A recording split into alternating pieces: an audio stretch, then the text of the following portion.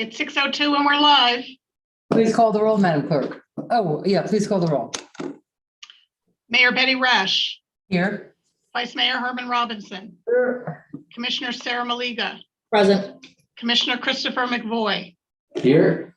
Commissioner Kimberly Stokes. Here. Thank you.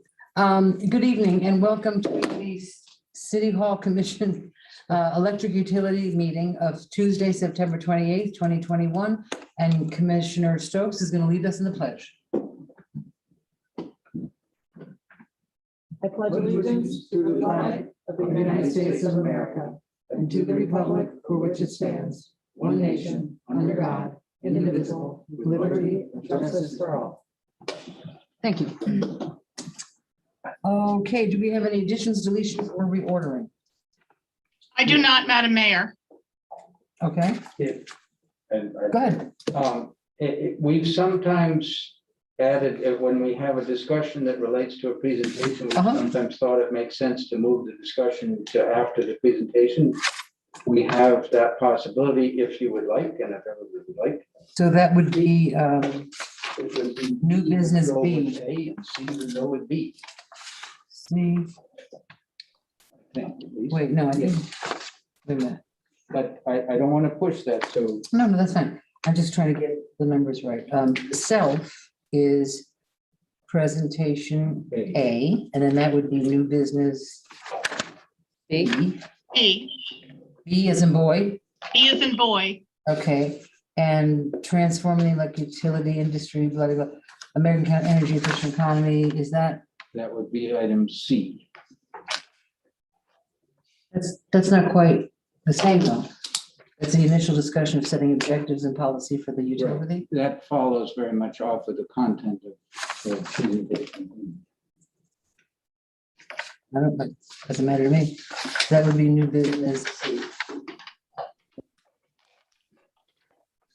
So, Madam Clerk, what, new business B is going to be after presentation A. And new business C is going to be after presentation B. All right, well, if it is voted and approved to do so.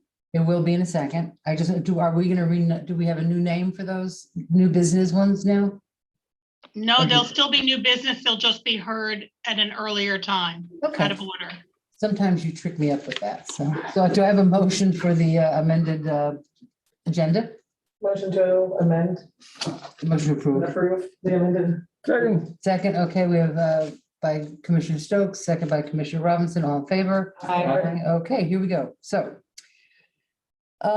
presentation by Doug Coward, Chief Executive Officer of the Nonprofit Solar Energy Loan Fund regarding low-interest home improvement loans for energy conservation and resiliency to middle and low-income homeowners. Mr. Coward, are you here? I saw somebody. Yes, I am here. Sorry. Can you hear me okay? We can? Yes. Good evening, Mayor, members of the City Council. It's an honor to have an opportunity to share some information with you about the nonprofit Solar and Energy Loan Fund, which I helped found and start in St. Lucie County about 10.5 years ago. Very briefly, my background is in environmental planning, and I also served as a St. Lucie County Commissioner for 12 years and have been creating this nonprofit green bank over the last 10 years. And I was asked to just provide some basic information about our nonprofit. So we very much appreciate that opportunity. Back in 2010, we were very fortunate to get a grant from the Department of Energy, which was trying to kickstart the creation of local clean energy financing programs. And we were able to use that $3 million grant from the Department of Energy to create the nonprofit Solar and Energy Loan Fund and create the first local government green bank in America. Many people thought that we would be gone in 2013 after the grant expired, but here we are eight years later, and we're now operating in 4 states and have closed about $20+ million of loans so far. Some of the primary innovations that SELF works on is really financial inclusion. I know your council has been trying to promote sustainability. And I think nationally, solar and other types of sustainable building practices have been successful, but they've been largely done in affluent areas. And what we are trying to do is to help working class families be able to access low cost capital so that they too can make investments in energy efficiency, solar, resilience, and other sustainable building practices. So what we do is provide unsecured personal loans based on the applicant's ability to pay, not credit scores or equity. And we're one of the few CDFIs in America that are providing unsecured consumer loans directly to homeowners. And we're one of the first CDFIs in America that's also advancing climate and sustainability loans. So our mission is to really help rebuild and empower underserved communities. And we do so by providing access to affordable and innovative financing for a broad range of sustainable property improvements, which I'll get into in just a second. And in addition to the financing that we provide, we also provide broad project management for these projects. We pre-screen all of our contractors to make sure they have proper license and insurance. We're also looking at quotes to make sure that homeowners are getting fair pricing. And we're paying the contractors directly at the end of the project after the local building officials have actually signed off on those projects. Excuse me one second, sir. Yes. What is CDFI? I was just gonna ask the same question. Okay, the CDFI program is a federal program What does created. it stand for? It stands for Community Development Financial Institution, and the CDFI. Yes, sorry. The CDFI program was created back in the Clinton administration, and it was basically created because there was a widespread recognition that banks were not providing comprehensive service. There's an estimated about 40% of the population that simply cannot access traditional financing. So CDFIs are primarily working in underserved communities. Our nonprofit has done over $20 million of lending, and 74% of our lending has been in low and moderate income communities. So we're helping working class families, retirees on fixed incomes, and particularly people who don't have great credit scores. You know, what do you do if you have a 600 credit score and your AC breaks in the middle of August and it's 95 degrees and the heat and humidity, you know, is 102? What do you do? And so that's where we really step in and try and fill that financial gap. So there's about 1,000 CDFIs certified by the US Treasury in America, and probably maybe 2 or 3 dozen here in the state. Most of them are doing great projects with local builders for affordable housing or doing public projects. And we're one of the few CDFIs that actually does direct lending to homeowners.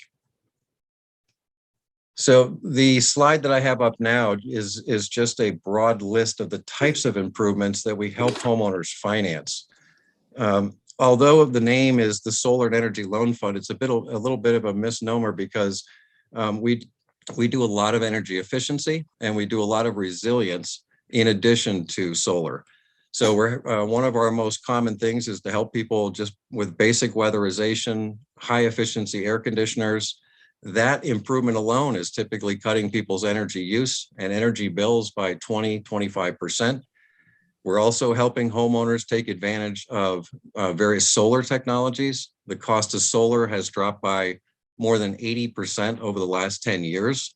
It is now cheaper to build a solar system on your roof and derive power from that system than it is to actually purchase carbon-based fuels off the grid.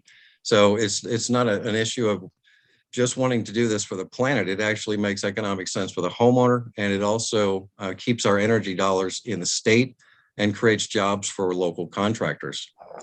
So we do a lot of high efficiency ACs. In fact, our #1 company that's been with us for 10 years is a mom and pop air conditioning company out of Fort Pierce.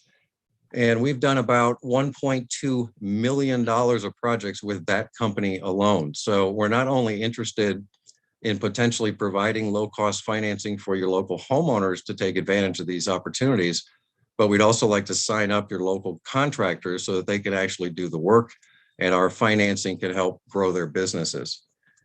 So high efficiency ACs and roof repairs are 2 of the most prevalent types of improvements that we're financing. We also have more recently added water quality and health related issues. So we just started a program in Martin County where we're helping the county They're putting in sewer infrastructure, and we're accompanying them in underserved communities to provide accessible financing so that people can actually take out small loans to convert from septic tanks to that central sewer system. We've had that program up and running about 6 months so far, and I've already done about $400,000 of projects just in Martin County. And then a number of our clients over the years were disabled, and we decided that we wanted to promote sustainability for all. And so we ended up actually developing a specific program to help people with disabilities with wheelchair ramps and widening doorways and helping, you know, make the home livable and improving the mobility. And then we also just have a 20% clause for miscellaneous, just so that we can help homeowners make assorted improvements. And then I know we don't have much time, so I'm just going to kind of close out here identifying the lending programs that we have. Our flagship program is our CDFI loans. We've probably about 85% of our total lending is through the CDFI program. But we've also developed an interesting partnership with Kiva, which is an international nonprofit crowdfunding platform that has raised more than $1 billion. And this program is specifically trying to help people with very poor credit scores access low-cost financing. So we've raised over $1 million through this program so far, and we're able to offer our lowest interest rates through our Kiva crowdfunded loans, which are 5% fixed for an unsecured personal loan. And again, it's unsecured, so you'd have to compare that to if you had decent credit and wanted to go get an unsecured loan, you'd be lucky if you got it at about 15 to 18%. And people who have poor credit are most often having to use a credit card at, say, 25%. And so typically we're saving our clients 10 to 20% on their interest rates, in addition to providing them with access to these loans. And then number 3 is the water quality loans that I just mentioned in Martin County with the sewer hookups. And we also will help people if they have issues with potable water or health-related issues. And then the last one, the home adaptation loans, are the ones that we provide specifically for seniors and disabled homeowners. And then just closing out really quickly, we've raised about $30 million till date, and we're in the process of leveraging those dollars to create about $90 million in total projects. This number is already a little outdated. We're at 20 plus million of unsecured loans, helping about 2,200 homeowners. And with 2.5 people per home, that's about 5,000 people that we've assisted so far. And again, I think this is one of the most important issues, is that 74% of our clients are low and moderate income and have low credit scores. And I would emphasize that these are unsecured loans, unlike a PACE loan, which is a tax lien. If you default on a PACE loan, you can lose your house. These are unsecured personal loans, and we do not put liens on the properties, and the property is not in jeopardy under any condition. And as a nonprofit, we're trying to help these homeowners. And so we're not pushing loans on people. We're trying to make sure that they have the ability to pay. And therefore, we've been able to keep our default rates below 2%. So we're actually outperforming banks and doing so in a much riskier environment, serving low and moderate income people with poor credit scores. And then we also have over 700 contractors in our network. And I think it's important to note that we're basically like a small economic engine that is able to provide financing for local contractors. And many of them tell us that they have to walk away from 20 to 40% of their business because homeowners cannot qualify for traditional financing. So we're not just helping the homeowner qualify, we're actually helping that business owner be able to perform the work and actually grow their business. And we've had amazing growth over the last 3 years. We've grown by almost 400%. And when COVID hit, we weren't quite sure what the impact would be on the nonprofit. And what we found is that the demand was literally off the charts. We actually grew by 84% last year. And what we do is typically work with local governments, the leaders on clean energy in the state being like St. Pete and Tampa and Orlando. And they have helped us set up offices in different areas of the state so that we can expand our lending activity. So that completes my high-level overview of our organization, and I'd be happy to answer any questions that you may have. Thank you very much, Mr. Coward.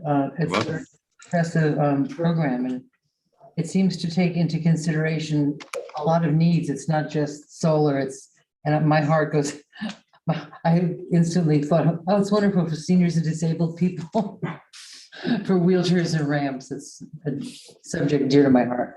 So thank you very much. I'm sure and we're going to have our discussion now, and I see a few lights going on. Let's start with Commissioner McBoy. Well, Oh, Commissioner that was Malego- Commissioner, I didn't see yours. We got to move this.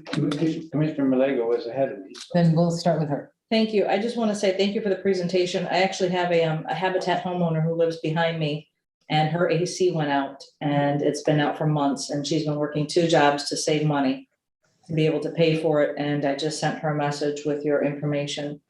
So I think this is badly needed in our community. Because like you said, those AC costs can be very expensive. My question is, where is your nearest office to us? Right. Our nearest office, I'm in the city of Port St. Lucie, about 40 minutes north of you.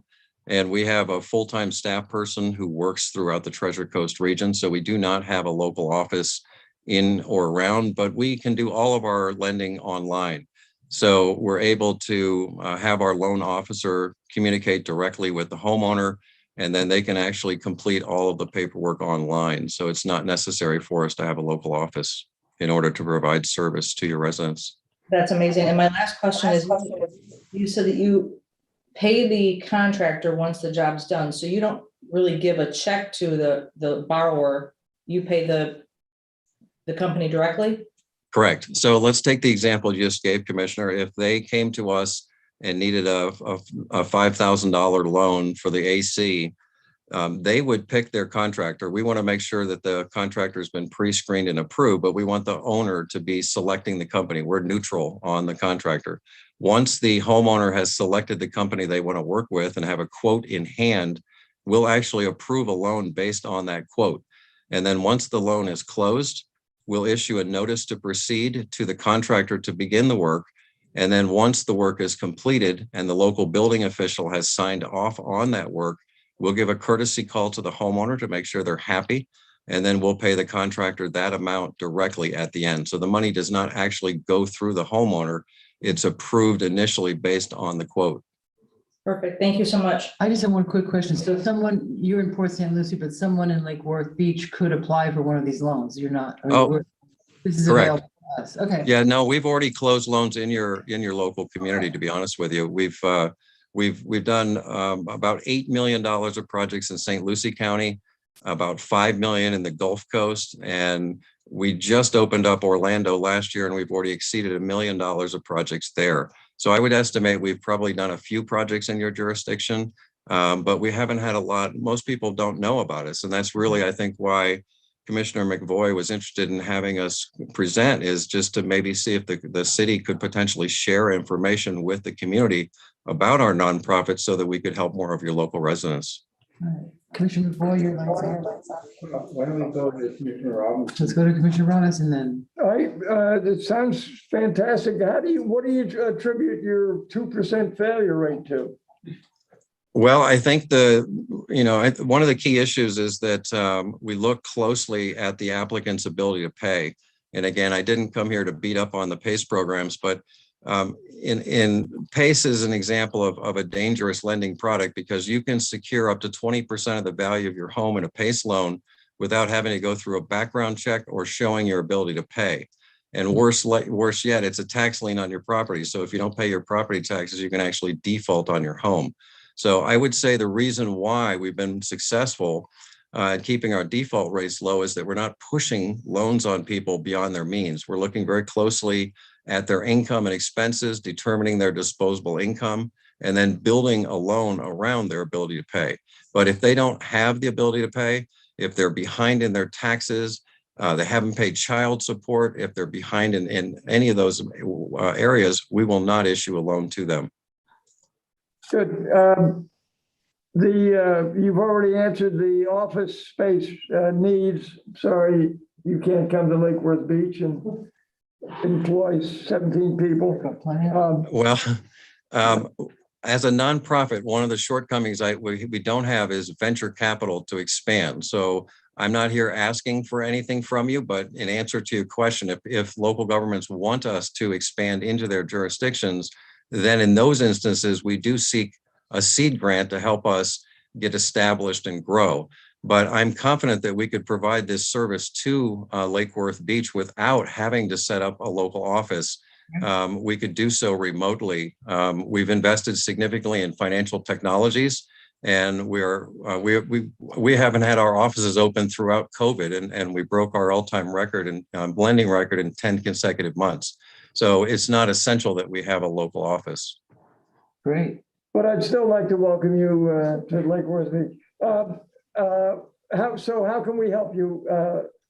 I think we have consensus, or I'm hoping we would get consensus on increasing your advertising here. Well, the primary thing that you can do is help with community outreach. We work with more than a dozen local governments in the state, and they help us in a variety of ways. They put us on their website so that people know that this service is available. They put in-bill stuffers and utility bills so that customers receive that information directly. I would be honored and happy to work with any of the council members if they wanted to do a community meeting. We could do a contractor recruitment initiative to try and get your local contractors into the program. We could do meetings to homeowners associations. Any way that the city can help get information out to the public is highly beneficial to us because we don't have a big marketing budget or venture capital to open up new areas. The only other option would be to potentially go after a grant. We were able to help St. Pete get a $2 million grant from the American Cities Climate Challenge. We just helped Miami-Dade County get a $200,000 grant from the Lowenstein Foundation for a pilot program. So there are some grant potential out there that we could potentially work together on. That'd be fun. So this is for low-income people only? What's the level of? Yeah, technically anyone can apply, but we focus on low and moderate income people. Generally speaking, your very low income people are going to need a grant. They don't have the ability to pay. But the people that are coming to get a grant, but they make a little bit too much money, what the United Way would describe as the ALICE category. I'm not sure if you're familiar with that acronym, but it's the Asset Limited Income Constrained and Employed. It's basically our working poor and retirees on fixed incomes. And I believe Commissioner Malega, if I'm pronouncing that properly, mentioned the woman who's working 2 jobs. There's a client in St. Pete, a single mom with 3 kids who works 4 jobs that we just helped. So we're able to help anyone, but honestly, people with better credit scores and better means typically don't need us as much. It's the folks who don't have the ability to access traditional financing who are either going to face the consequences of their roof falling in or their AC breaking, and they have nothing they can do, or they've got to rely on a predatory lender just to get access to money. What's your time frame if someone puts an application in? Like, how long does it take? And then, you do your due diligence and all that. For the Right. lady conditioning, how long does she have to go? I'm sweating already thinking about it. It usually takes a couple of days. It depends on whether the homeowner has already selected a contractor. Our website has a list of contractors that are available in the area. So the first thing I would advise is to get multiple quotes and for the homeowner to get an opportunity to meet those local companies, take a look at the pricing. We can help advise them in that regard as well. But once they've selected a contractor, the entire process can go fairly quickly. We've even approved some loans. We had one person who came out of the hospital, back surgery, elderly single woman. She got home and her AC broke, and we were able to have her approved and the AC installed the next day. Nice. Wow. So it's usually a couple of days, as long as, yeah. Okay, Commissioner McBoy has his light on. Yeah, it's hard. You gotta get a new battery for you. I thought we did. I think many of the questions that I would have already been asked. I think the one that Mr. Coward was very helpful on is what does the organization need, which is not too much, just help people be aware of the program. And I would guess that we as a city can find ways to help with that fairly easily. The reason that I added it as a discussion item is that it seemed to me, something that Mr. Cara just said, that some people need grants and some people need loans. And one of my interests for our community, because we have so many folks that we want to encourage home ownership, we have older structures, there's definitely a need for energy conservation activity, some of which could be funded through Mr. Coward, some of which might want to be funded through an energy conservation program through our utility. And I think the two things could complement each other very well. And with the net result that we're investing in our community pretty efficiently, and we're helping our green awareness if we do that, and our ability to attract other green loans. As Mr. Coward mentioned, there are other grant programs that might come up with that. And I think we have an opportunity with our own utility to start enhancing our conservation program.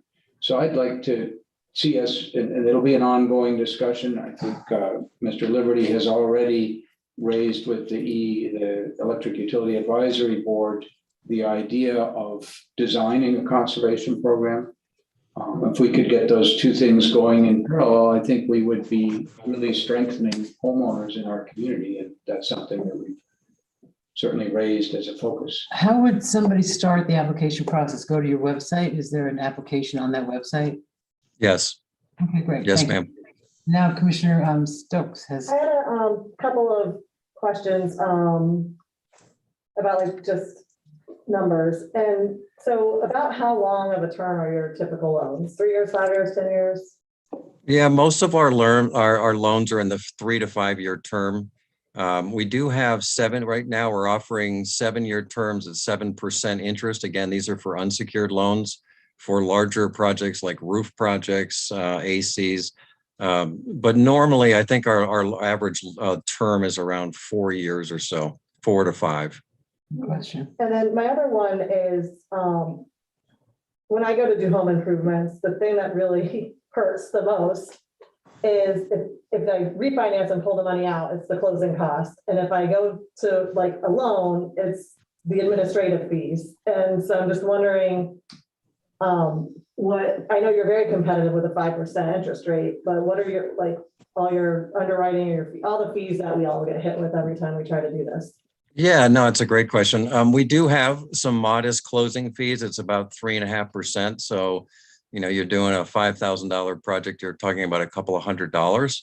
And where our organization is able to derive some earned revenue is on the spread of the loan. Because we're a nonprofit lending institution, we're able to raise very low cost capital from faith-based organizations, philanthropic groups, and other impact investors. And then we're able to put a small spread on that loan. So the cost of capital for us might be 4%.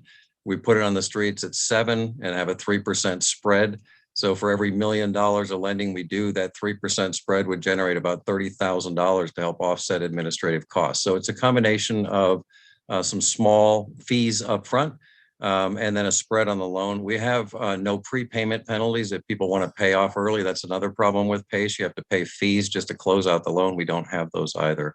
And if I could, just one other benefit, most of your contractors who have outside financiers are having to pay what's described as a dealer fee.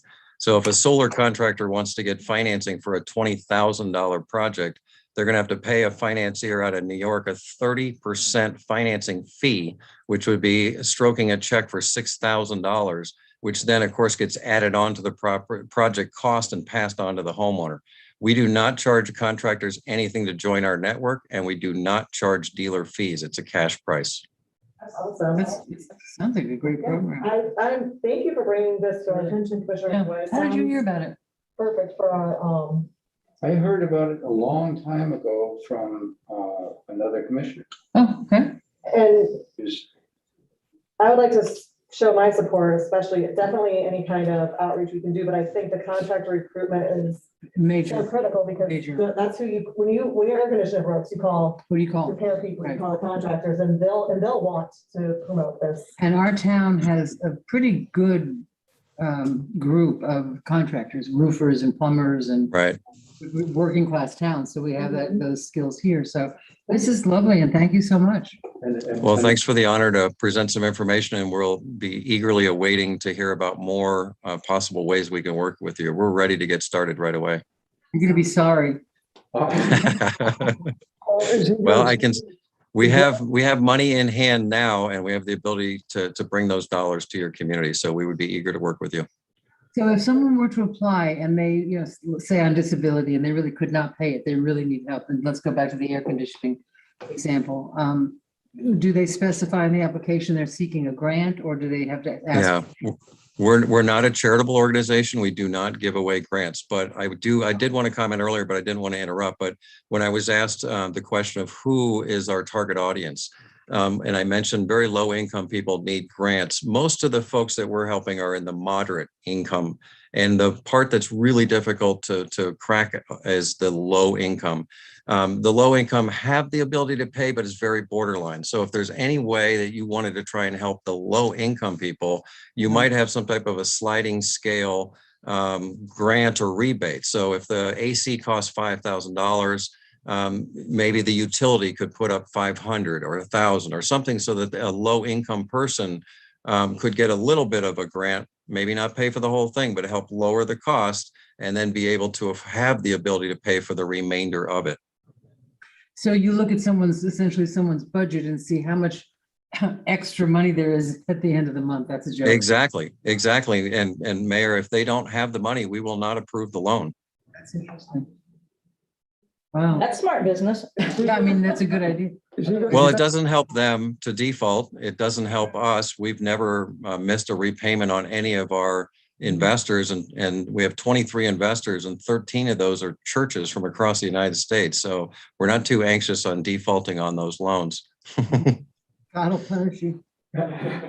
And You're gonna send us graphics and, Promotional material? yeah, to put it out on our website and. You have that sort of thing, a promotional that we could put on our website and spread out? Absolutely. We can customize whatever you'd like, just putting a logo or a little paragraph just explaining what we do. I can work with whoever you would like me to finalize those details. We'd be happy to do that. Thank you so much. Thank you so much. thank you. Again, You're gonna be in contact with Commissioner Mcboy and go from there. We'll follow up, Yeah. and I'll get with Juan to follow up on who we need to work with at the city. Great, thank you so much. Great program. Madam Mayor, Yes. thank you. I do have public comment on this issue. Well, why don't you read them? I shall. Thank you. The first comment is from Cheryl Leventhal, 421 North Palm Way. Having invested in solar power over 10 years ago with our own rooftop system, I feel strongly that we should be moving quickly toward this more sustainable power source. The federal tax credit program was a big help.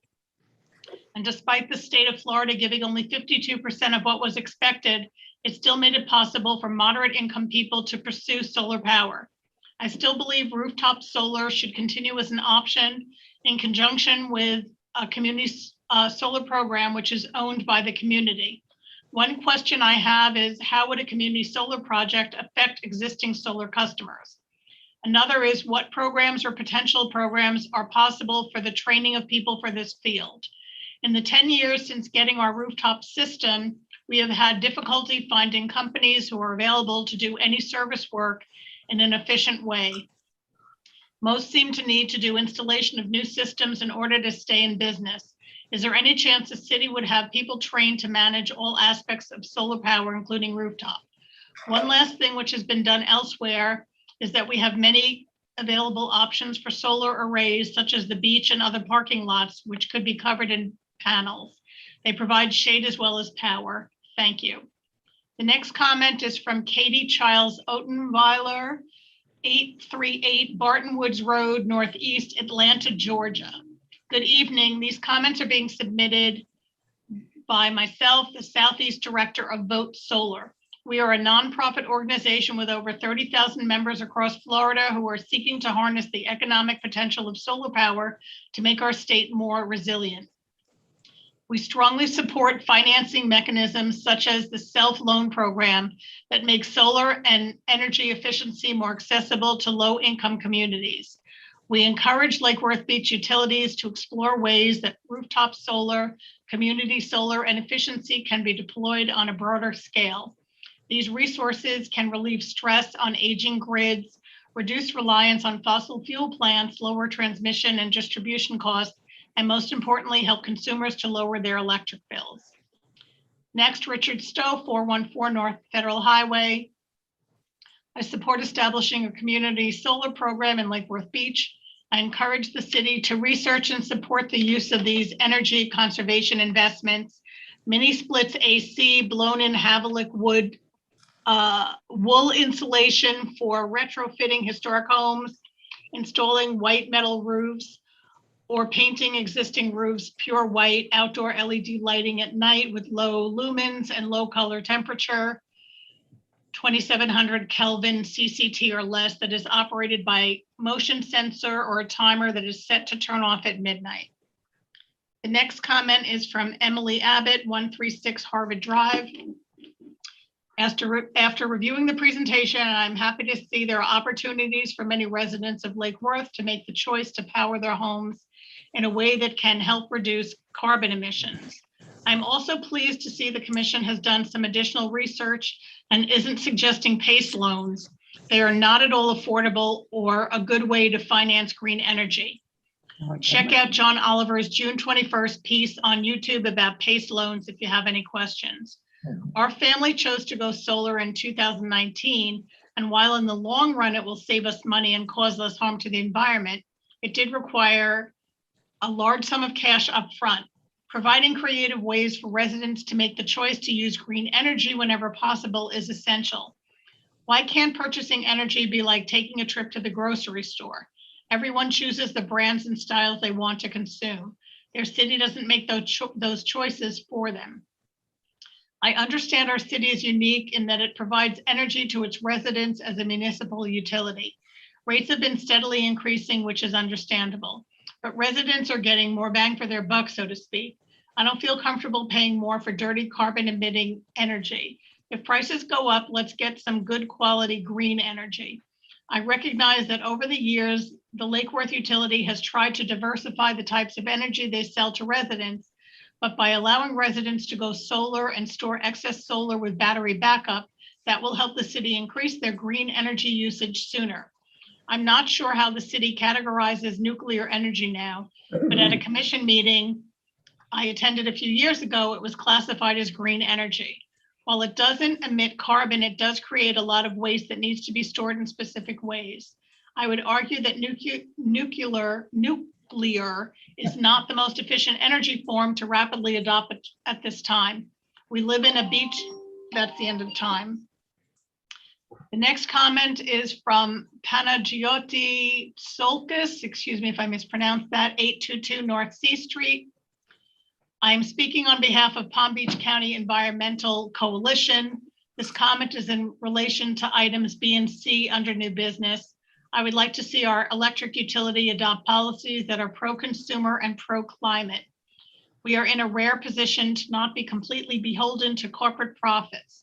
This would allow us to be more innovative with a focus on energy conservation, including rebates for energy-saving home improvements, for community solar, rooftop solar, and more solar at the landfill, as well as any other emerging technologies that might further reduce our carbon footprint. Thank you for considering these important priorities for our city and our planet. Brian Oblander, 1702 North A Street, wrote, as a city with many older homes and many renters in those older homes, having some energy conservation rebates could be helpful in persuading landlords to make improvements. I'd like to see this topic go to the EUAB for consideration. Next is Cara Jennings, 822 North C Street. Hello, Mayor and Commissioners. It is exciting to see the Commission renew the city's commitment to energy conservation, sustainability, and renewable energy.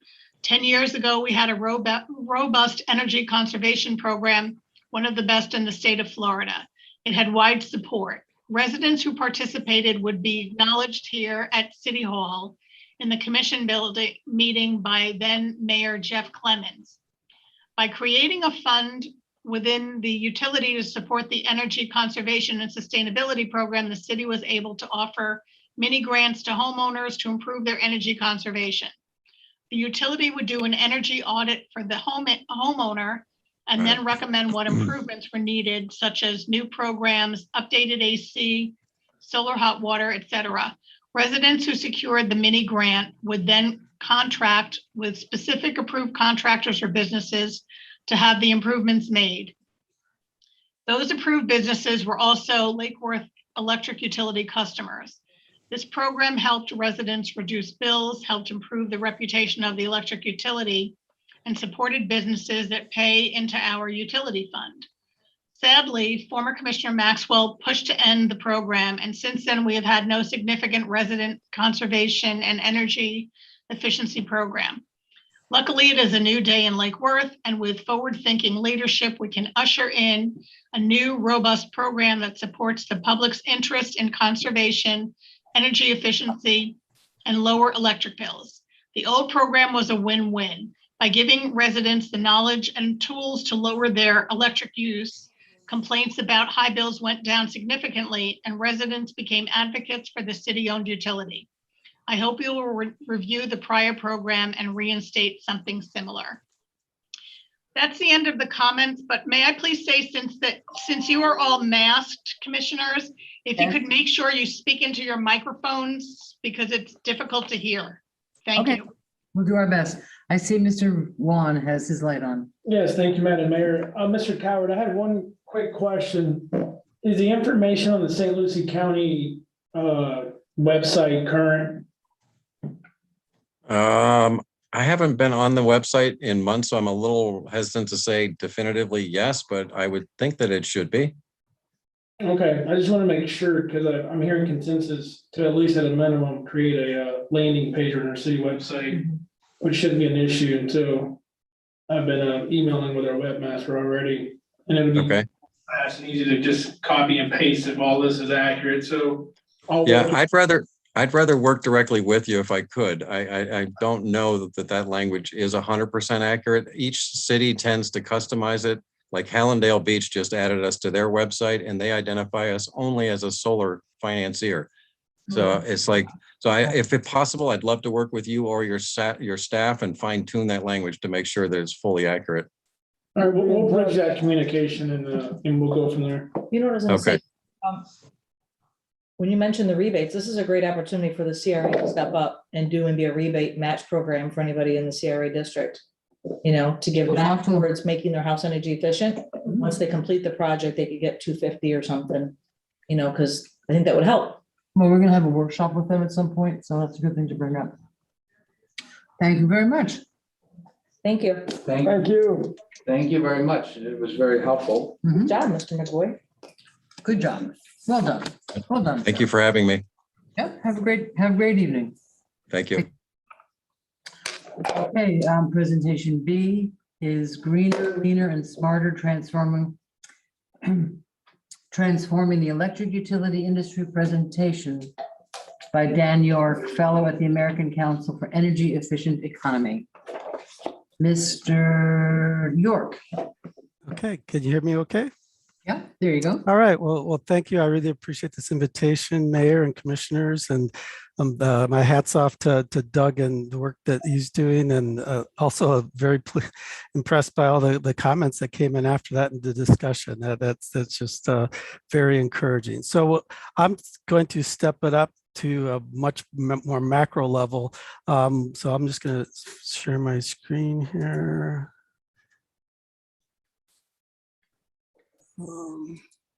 Can you see that okay? Yep. Okay, so just going to be talking about trends that are affecting the utility industry, that from the largest to the smallest, but it's a time of great transformation in the industry. And I was invited by Commissioner Mcboy to kind of present this bit of a whirlwind tour of what's going on behind the lights. All right, so ACEEE, as we're more affectionately known, we're essentially a think tank on energy efficiency. We're based in Washington, D.C. I work out of my home in Madison, Wisconsin, where I'm calling in from today. So we're policy analysts, look at the ways that we can improve the efficiency of our economy. So the topic of the day is just the electric utility transformations underway, and the business models are changing.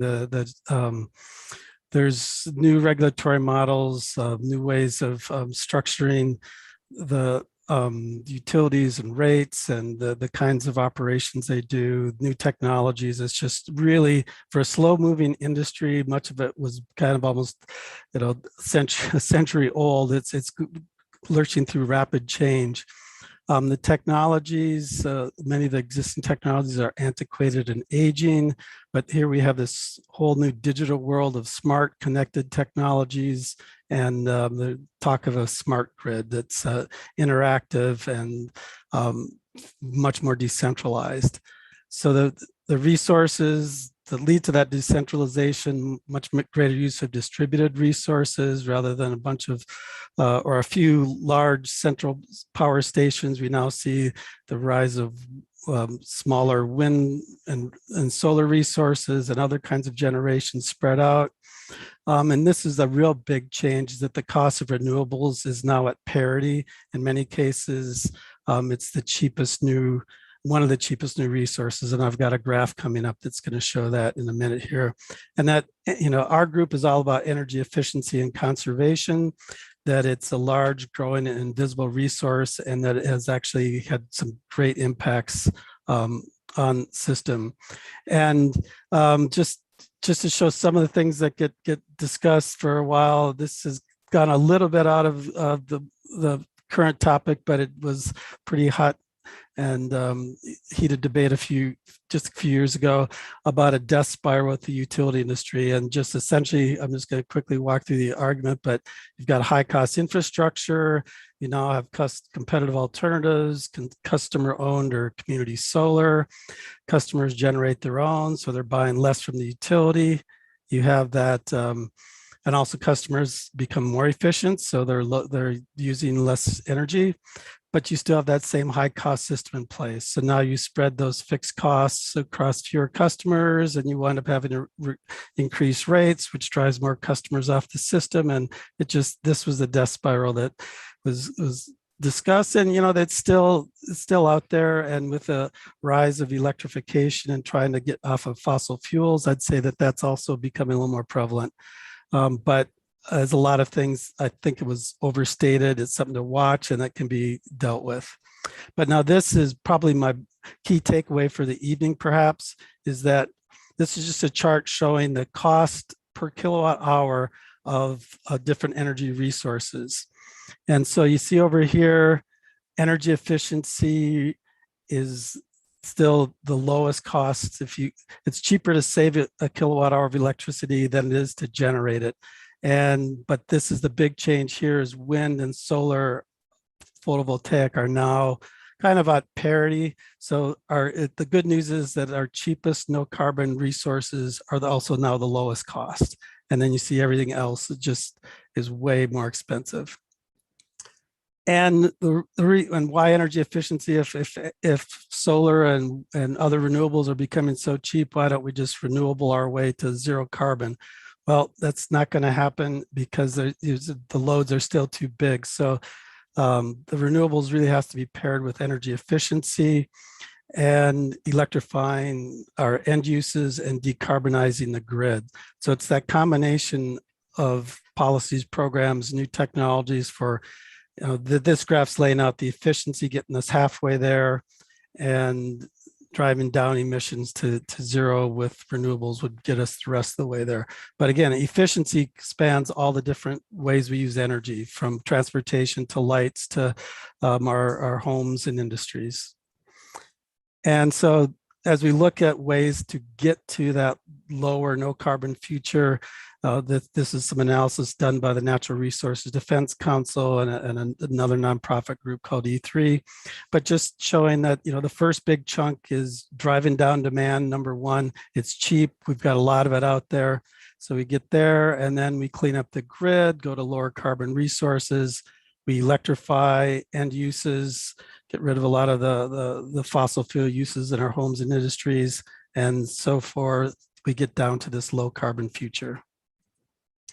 And other forces of change, the emergence of smart grid and smart technologies, the image of your washing machine getting signals or clothes dryer from the grid at off hours, that now's a good time to run because the system load is down. So those technologies are available, and we talk about buildings that are totally connected and both can provide power to the grid as needed from solar storage or other means. So these distributed resources, decentralized, customer-sided, or renewable or community solar generation are rapidly growing.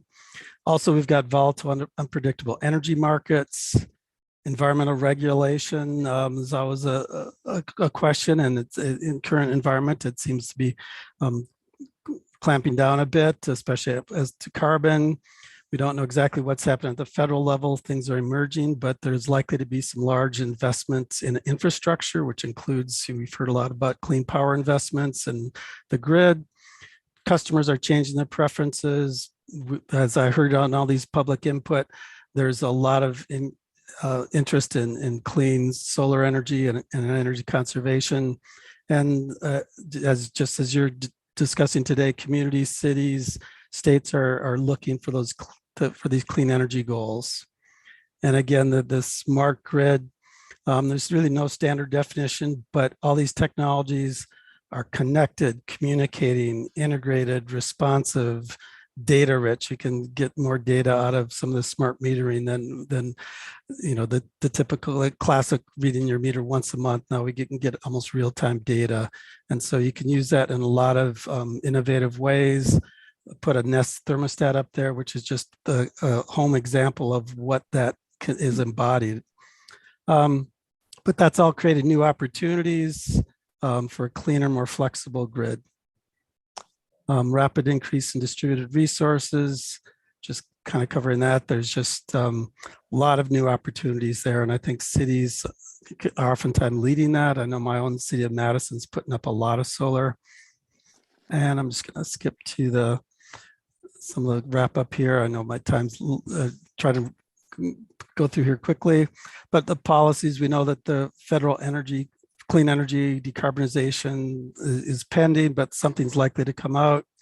There's been some pushback from some states about pushing for energy efficiency resource, essentially requirements for energy efficiency, new rate designs, but we also have to be concerned about the rate impacts from high demand or increased costs. So there's ways to deal with that. And then there's this misperception that energy efficiency is tapped out, that we've got more stringent codes and standards, but my organization spends a lot of time just showing that we just keep finding new ways to be more efficient. And so conclusions is just that these transformations are really transforming the way that energy efficiency programs are operated. There's new options and opportunities for customers, utilities, the grid operators.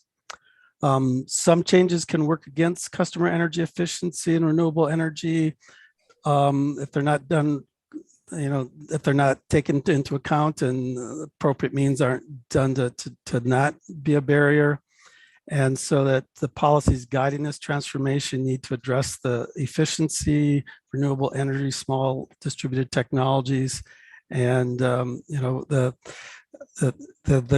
things have been happening so fast that it's in 10 years from now things are going to look a lot different. But so I appreciate your time and interest. I know that was fast, but I'd be happy to do follow up, and there's my contact information.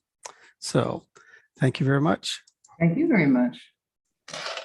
Okay, with lots of lights going on. Commissioner McBoy, you brought this up, but Commissioner Robinson has that on first. Well, thank you for the education tonight. It's the pushback. You mentioned states pushing back. Are those red states or how does Florida fit in? Well, we publish an annual state energy efficiency scorecard, and Florida is kind of right in the 20th. I can't remember the ranking. I think it might be 27th or something like that. But that's across a whole host of policies. The pushback is across the spectrum of red, blue states, or whatever you want to classify them. There was big pushback in Iowa, which is had a very aggressive energy efficiency program.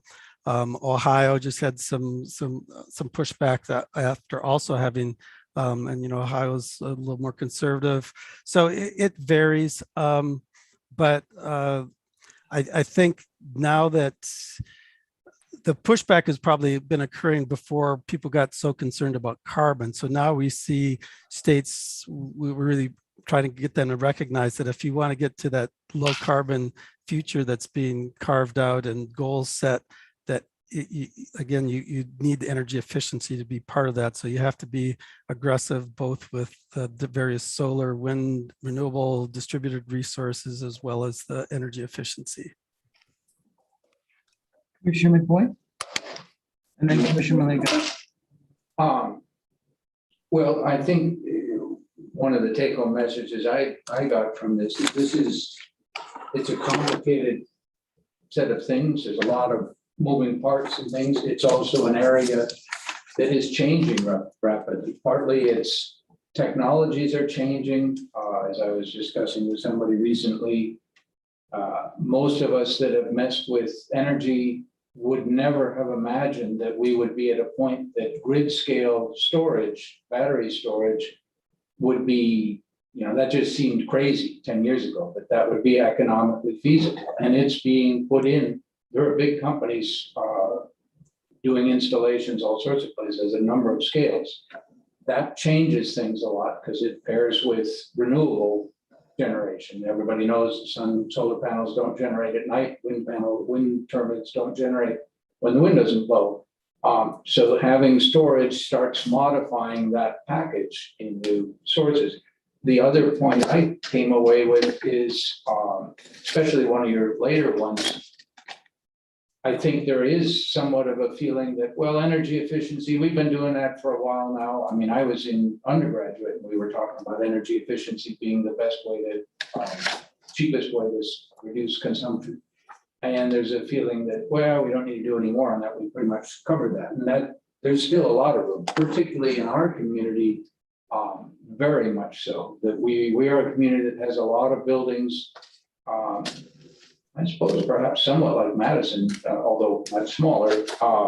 We have a lot of buildings that were built in the 40s and 50s, never were designed for air conditioning, and we're now air conditioning. That leaves a lot of room for insulation and window work and jalousie windows.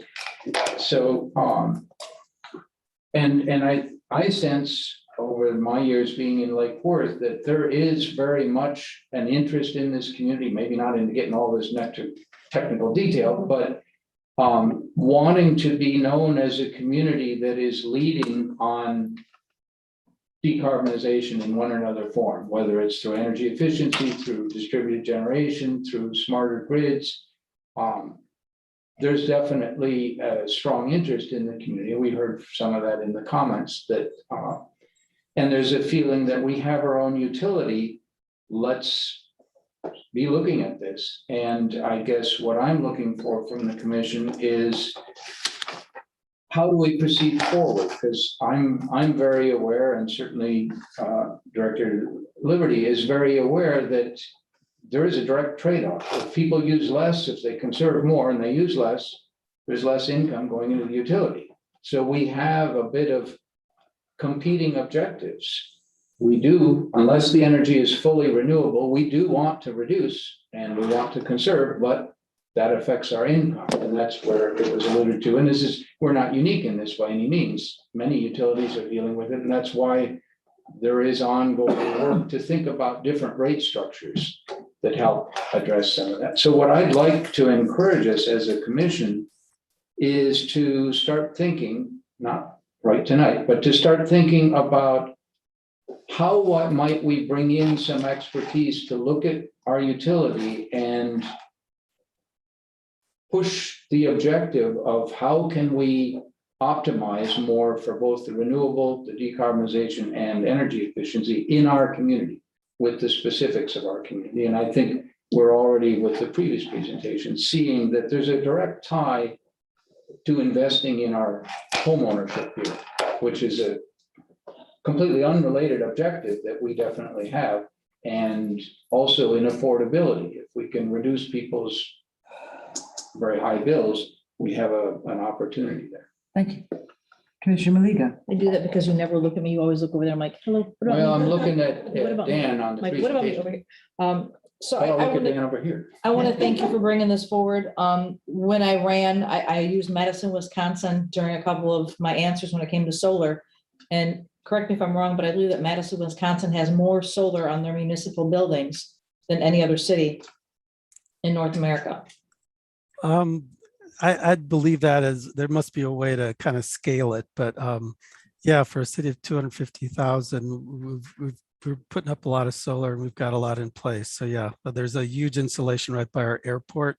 I mean, I think the city looked around and saw a lot of places where land is not really being used for anything else, and putting in this big couple megawatt farm out by our airport was a perfect match. So yes, we're doing that, but we're also pushing a lot on energy efficiency and very much focused on the affordable housing combination and speaking to what Doug was mentioning as far as making sure that we're reducing energy burdens for the people most at risk for just living on the edge financially. So there's ways to marry all these positives together to really serve customers. So there's been a lot of innovation and these technologies. Just one quick comment on what Commissioner Mcboy was saying about storage. Just think that the more and more electric vehicles out there, that's going to have grid impacts, but it also creates a whole fleet of moving batteries that can be discharged back to the grid. And there's definitely people looking at that situation where you lose power, you plug in your Ford F-150 electric and you've got power. So there's a lot of interesting things happening. Yeah, I'm actually one of those new hybrid. I ordered a new Jeep Wrangler. I'm waiting for it with anticipation. Another thing I want to talk about is on the dais, we had talked about having solar charging stations at City Hall for our electric vehicles. I just want to make sure that we don't lose focus on that conversation. And, I think it'd be a good time for us to talk about our new fleet building and putting some solar panels on it and trying to move the needle a little bit. Yeah, we had talked, but we mentioned. Thank you for bringing that forward. Thank you. Okay. I'll talk, whatever. Okay, I'm going to ask the question, but go ahead. No. I'm last. I don't care. So one of my takeaways from this presentation was it's more like we are doing some really awesome things, right? We are decarbonizing our grid. Right. So we're doing one of these things really well. So, and then we're talking about, we just started talking about, and there was consensus of the energy efficiency, and we've all talked about up here many times the electrification of our fleet vehicles. So I think we can really be proud of the conversations and work that we're doing and as a city. With regards to solar on the buildings and everything else, one of the first things I asked too is we have big parking lots, surface parking. Can we consider some sort of the panels on our surface parking lots? Because solar fields are great and everything, but that takes up land, and then now you're using that land where we have all these parking lots, we have roofs and stuff that are just going to waste. So I'd love to see us, and then people can't see that we are the biggest share of a solar farm somewhere in the middle of the state, but they need to see not the lose solar sight of that. panels. And I understand that if you buy in bulk, you get a better deal, and so it's definitely cheaper to buy into a large solar field. But I also think our reputation, you can kind of count that as the cost of doing business marketing, kind of promoting the work that we're doing that people can drive by and see every day. Thank you. Commissioner Robinson. I just, and when we get to talk to the CRA together, I think we should definitely have a conversation about their interest in solar and their interest in our utility company conflicting. Okay. I had a question for Mr. Liberty. Because it's, as I listen to this, the focus is on getting away from fossil fuels. My understanding, and correct me if I'm wrong, Mr. Liberty, is that our city has heavily invested in the solar fields that are being put. Is it FUMPA? That's the Florida Municipal Power Company that's putting these together. Yes, I'd like, that's correct. hopefully we have a lot of people listening tonight, and they may not be aware of the level that we are invested in solar. I mean, very forward thinking. And if you could just give 25 words or less, where we're at with solar. 25 words or less. Oh, she's giving direction. I am an optimist. Hands doesn't, butts That's a don't count. tall order for me. I know it is. That's why she gave it to you. Listen, I'm hard on these people. I might as well be hard on There you. may be somebody at home putting money on this, saying, let's see you can do this. The bets are coming in. Butts are free. But people need to know, we're talking about this stuff like we don't do it. Right. And I So think we need to educate our Let public. me first start by saying one of the benefits or one of the disadvantages of masks is you couldn't see the contortions in my face as I was hearing many of the comments, right? Most positive. Right. and negative. Yeah. So let me explain to folks that we're doing a lot of the things that are suggested that should be done. We started this in 2018. Yeah. In 2018, we commissioned the Generation and Transmission Improvement Project, which looked at our version of an IRP, which I know the gentleman on the screen knows, Integrated Resource Plan. We looked at decades ahead. We looked at our energy needs. We looked at the technologies that were out there and the very same types of charts that they put up with respect to costs. We looked at all of that. Mhm. We also took into account that we have investments that we've currently made, contractual commitments that we have that we can't walk away from. Right. Right. Solar was identified as a major thing that we should do. And we did it. We did it in 2019, late 2018 and 2019 and 20 at a scale, frankly, that shocked many of my peers in similar utilities around the state. Said, how much did you do? What we did was we looked at how much we could possibly put into the daytime hours. Mhm. And solar comes to you in blocks, right? You contract it for a steady amount every day because that's what the system puts out. So it may put a little bit more out in the summertime, a little bit less in the wintertime, but you buy it in blocks. You're basically building a layer cake. We said, how much can we possibly fit into our portfolio without having to throw stuff out? And then we pushed a little because we said, we're going to have growth. We're going to grow into it. So we purposely bought a little bit more than we needed. Now, other than in Tallahassee and Washington, we have yet to discover how to deliver solar to you at night. Okay? We don't have economic storage at our level. It is coming though. It will be here and we're banking on that. So our portfolio between our committed resources that we have today and solar is chock full. So I hear comments, for example, we should do more solar in the landfill. We should put more in the parking lots. Let me just give you this simple numbers. That project in the landfill costs us 14 cents per kilowatt hour for that power. 14 cents for every kilowatt hour. We buy solar energy under our FMPA contracts for 1/4 of that. Oh, How much more of the 14-cent stuff do you want us to build? it costs more. If you want more, we'll get you more, right? It's not gonna be a scale. So we looked very closely, as a matter of fact, at all of the city buildings and city parking lots in 2018 and in sort of 2019. One of our brightest engineers did this research for us and started putting together, because I said, look at every parking lot we have, look at every building we have, figure out how much solar can get on it, and let's start looking at what we could get, what it would cost. It could not compete with the solar FMPA projects. So we basically put it aside, said, we can't build it or have it built here on enough scale to beat the prices that we got from the FMPA projects. All of these things that we want to do, which by the way, we should do in our future. I'm not sitting here arguing that we should not do solar projects, that we should not improve the grid, that we should not have these technologies. They all build on a sound fundamental grid, which frankly, we don't have. But the city started that journey. Most people don't realize how many people would be surprised to learn that the city had already invested over $23 million, borrowed $23 million in 2016 and 2017 to deploy energy-saving conservation projects. We built the solar farm. We put $14 million into an AMI system. The smart meter system, which is the backbone of what's going to enable these things to work in the future. We replaced over 4,000 city streetlights. We replaced indoor lighting, undertook water conservation measures. So this community has spent $23.5 million of treasure and now in bonds that were sold to do that. So we're well on our way. We have to improve the grid so we can continue on this journey.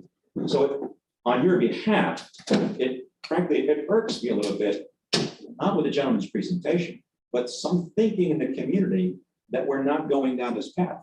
We are in fact going down this path by leadership that was established from this dais and directed to me to execute, which then we went down that path. A bunch of it was done before I even arrived.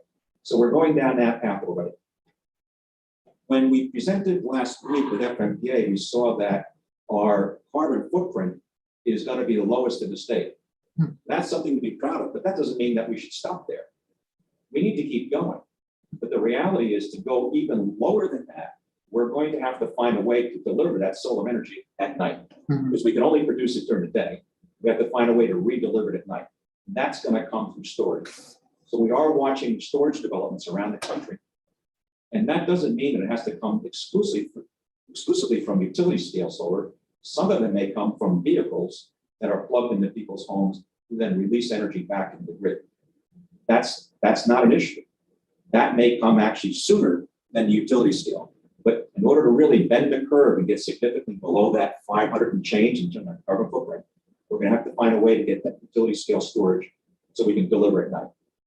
Now, one of the things that, and this is kind of it makes sense when you hear it, but people don't always realize it. Solar is great. It's wonderful. When the sun isn't shining, what do? Scream at it? Doesn't work. You need to have some kind of a device that will start up and run and produce that power. Storage is great. But if you have multiple cloudy days, how do you recharge the storage?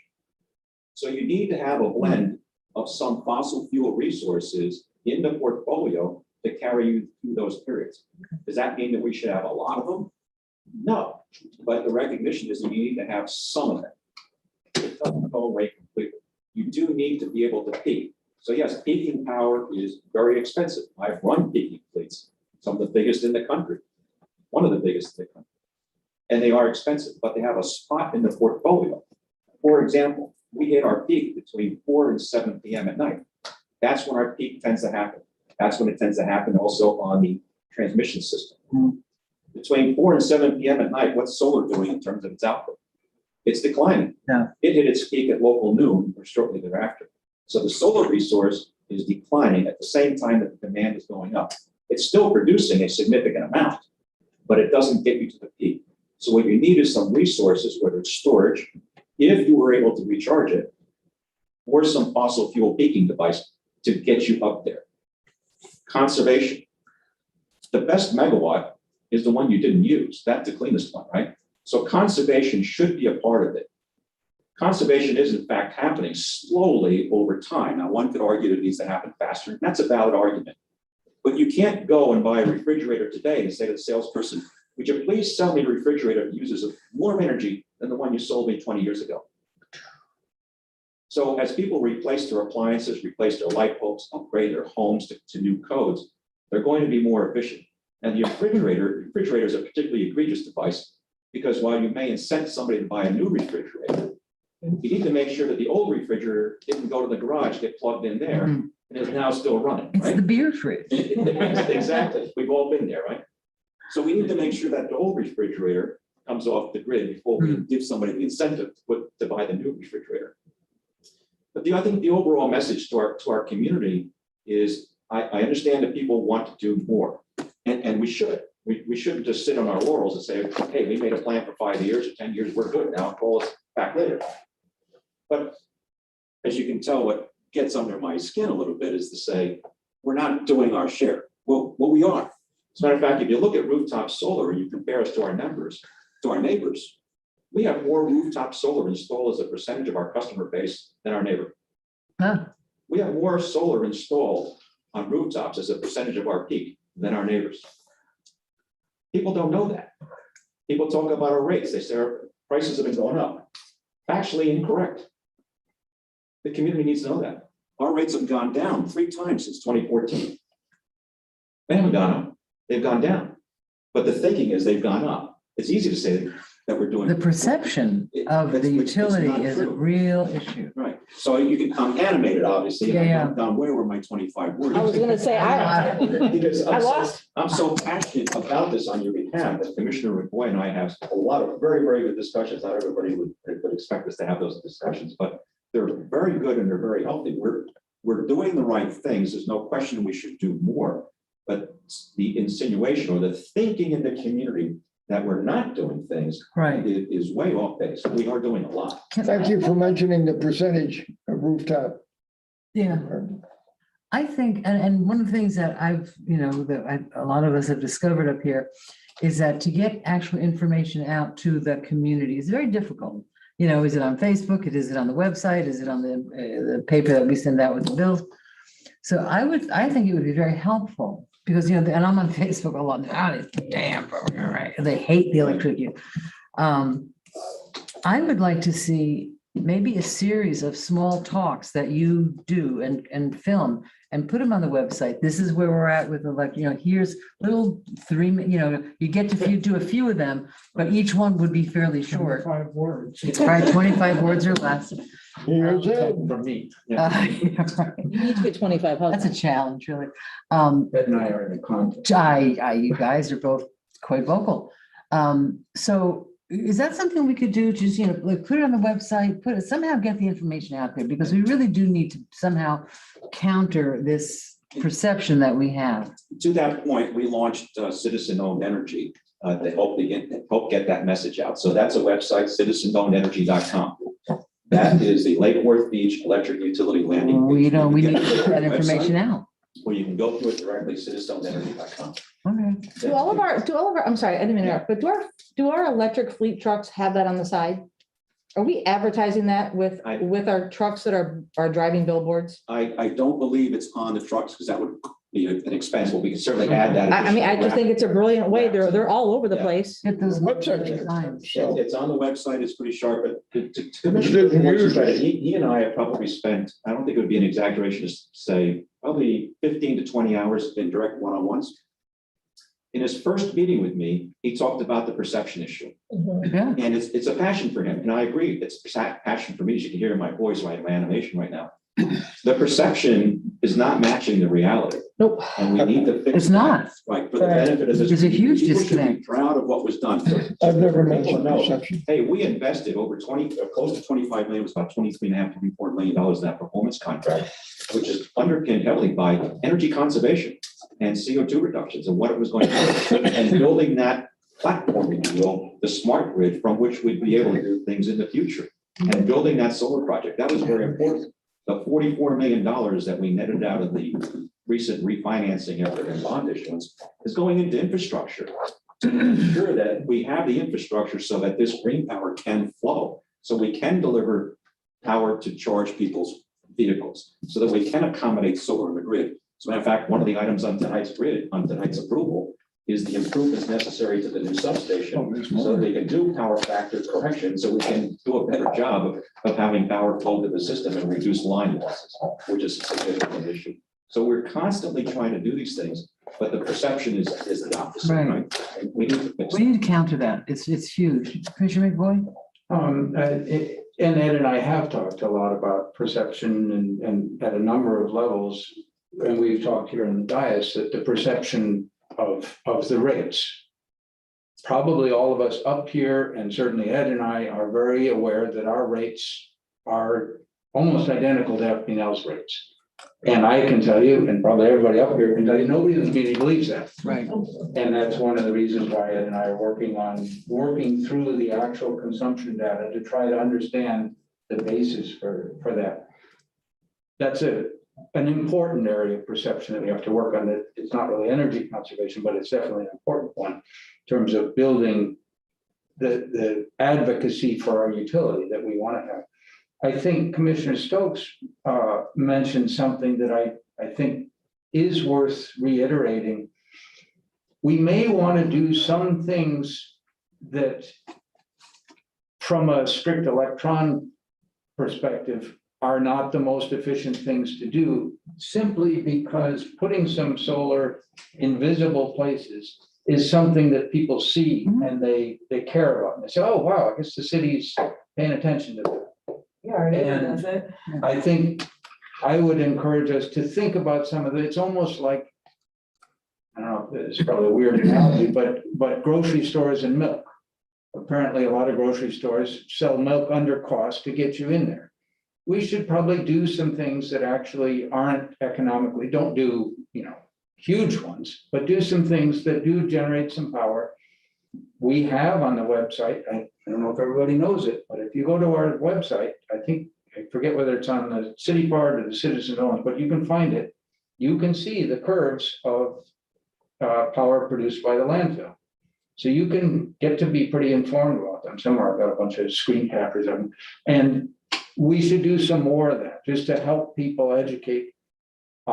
I think we have a lot of room for education that help people be more sophisticated consumers, how you can schedule, basically demand response at a home scale that one can do. And I talked the other day about, we both do it in a low-key way with our thermostats, because we know when it's, the most consumption, we adjust it. But we could help other consumers do that. So I think there's a number of areas where we can do more. Some of them are visibility things. Some of them are enhancing the smart grid part. One that a lot of people that Dan probably alluded to, part of the smart grid is not only are you feeding serious amounts of juice out the lines, you're also using it to get information back, or you're using the AMI so that you can remotely schedule things and manage some of that peaking concern that comes out. So there's I think there's opportunities that we've done a lot. Ed has brought in an enormous amount of solar field use, which is awesome. And let's just keep it going. So I think, Dr. York or David on the presentation, obviously he's probably thinking, boy, that I touched a nerve here in Lake Beach. You But, did. No, but I think, to your credit, Dr. York, you brought to the forefront something that needed to be discussed. And I don't mean to insinuate that you were saying that we're not doing things or, enough for, this is good stuff. What we need to do is continue on this path, always being mindful of the economics. So I think there's also perception that we somehow want to push high carbon energy because we desperately need the revenue. No, what we want to make sure is that the cost of the grid, of operating and maintaining our end of the grid, is covered, right? The history of the industry for 100+ years is the industry recovered its costs through rates that were purely volumetric, right? The more volume that a customer used, you covered your costs and you made your return on investment. The next 100 years is probably going to see that change completely. So where customers will pay a subscription rate, probably, it's my prediction, I don't think that's too far off base, we pay a fixed cost for the use of the grid, whether you use it a lot or use it a little, depending on the size of customer you are. Because at the end of the day, unless everybody separates their home entirely from the grid, you need that grid. Right. A customer who gets rooftop solar today has a $10,000 expense for a battery that they avoid because they connect to the grid. That's their real expense. So instead of spending $10,000 for a battery, they lean on the grid.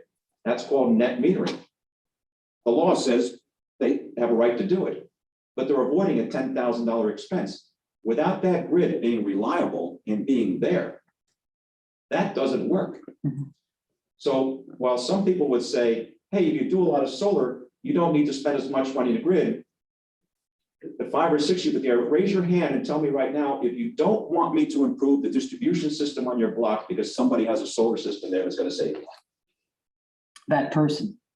That's not going to happen. Right. The reality is that you need a solid, robust grid so that everybody can get the energy they need, whether it's the customer who chose to put rooftop solar on or the customer who chose to buy it through our offering. And by the way, by late 2023, when our solar projects come online, it is our intention to have a solar subscription rate available to them. So customers can elect to buy percentages of their power from the green source that we have. It's not our intention to keep that, right? We're putting it into the whole customer body, but there may be customers who want to buy increasing percentages of it and basically substitute one fuel charge for another. So that's under development, but that comes after we have our rates discussions and get our rates going corrected. So we've been building those things, putting them in place. Albeit, you could say it should go faster. We'd like it to go faster too. But we signed on to these projects and they're being built as fast as the permitting and interconnection and supply chain can get them built. That's what we're working on to bring it to our customers. All right, But thank let's you. not lose track of what we've already done, Yeah. that people should be proud of. Thank you. Commissioner Maliga. To Commissioner McBoy's point, I think that doing something visible is important. And, we are trying to be not just more of a green city, but a city that's more walkable.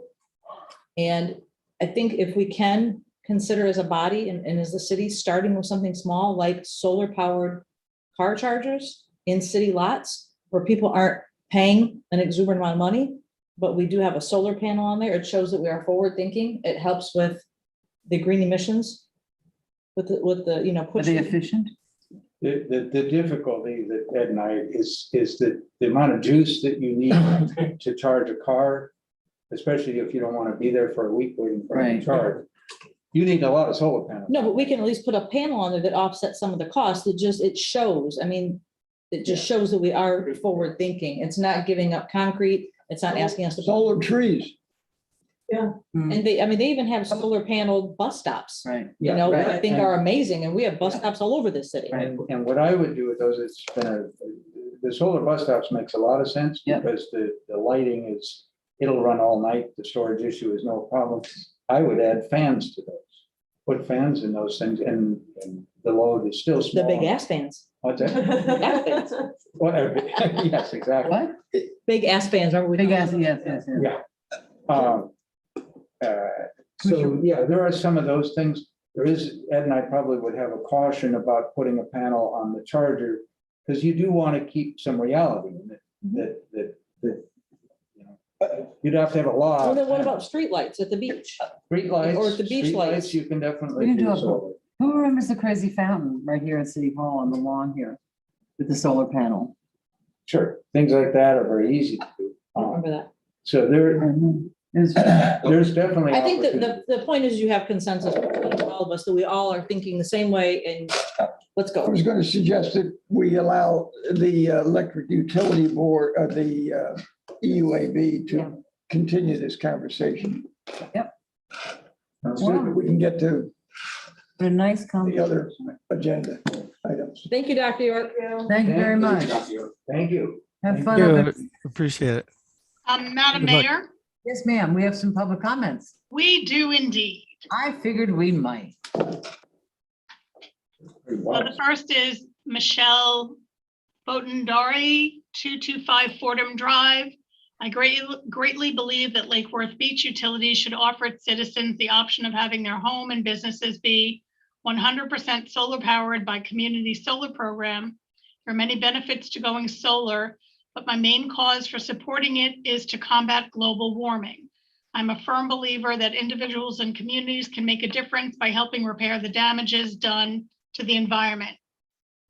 Every day counts, and as a new homeowner in Lake Worth Beach, I want to help fight climate change for us and future generations.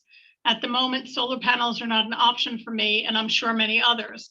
By offering a community solar program, Lake Worth Beach can give everyone the opportunity to help repair the climate and experience many other benefits too. We live in the Sunshine State, and I would really feel incredible if our community utilized the benefits of living in such a state. I hope you consider my comment. Thank you for your time. Next is Amber Blossman, 1603 North Lakeside Drive. I'm in full support of a community solar program for Lake Worth Beach. I would be proud to live in a community which is doing its part to help fight climate change. Please consider this opportunity to offer renewable power to all citizens of Lake Worth. Next, Sam Winikoff, 602 South Federal Highway, Unit 8.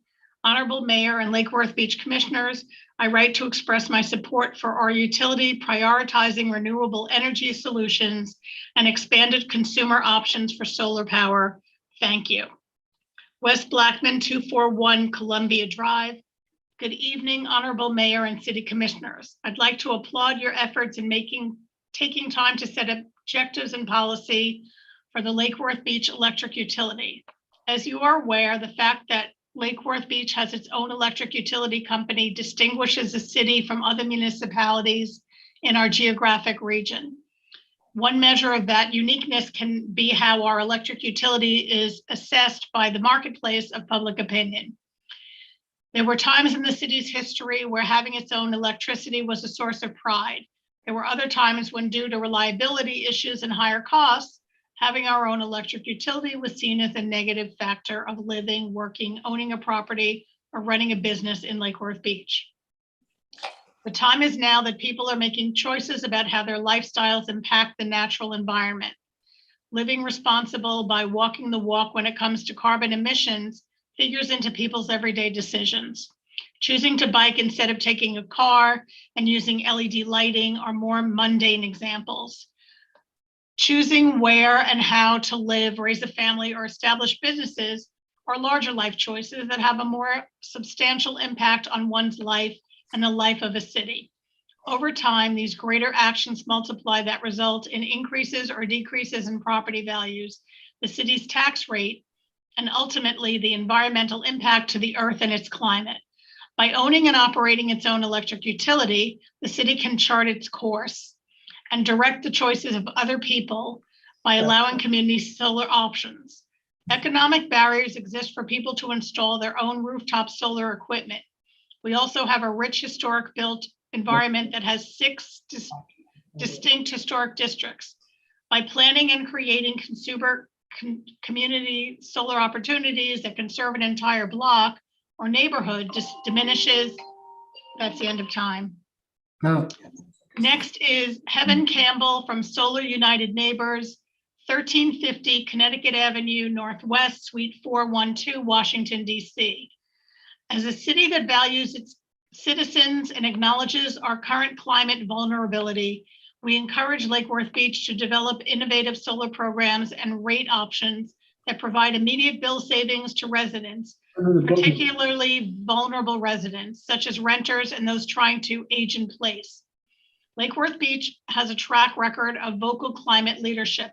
Now is the time to support both the private property right to invest in solar energy on one's own property and the option for renters and others to collaboratively invest in utility-sponsored solar subscriptions. Co-constructing a clean grid with residents is the type of forward-thinking service one would expect from a leader city like Lake Worth Beach. Next is Ruby Hernandez, 1621 North L Street. It's incredibly important to our local community to have as many renewable energy resources as possible, and community solar is one potential solution that warrants further exploration. Residents deserve to have a renewable energy regardless of their socioeconomic status, and we all deserve to live in a world where we actively fight climate change for all. Peter Madera, 1621 North L Street.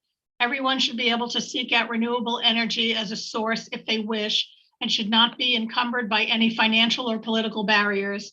I'm strongly in favor of a community solar program. Next is Monica Russell, 1426 Crest Drive. What I like about Lake Worth is how progressive it feels. I was disappointed when I found out there were limits and caps to solar. Community solar programs can give everyone, regardless of their economic position, the ability to have their power be 100% renewable. Community solar programs can be especially helpful for people on fixed incomes because they can allow them to lock in their current utility rates. Community solar programs don't create operational, administrative, or financial issues for our utility the same way rooftop solar can.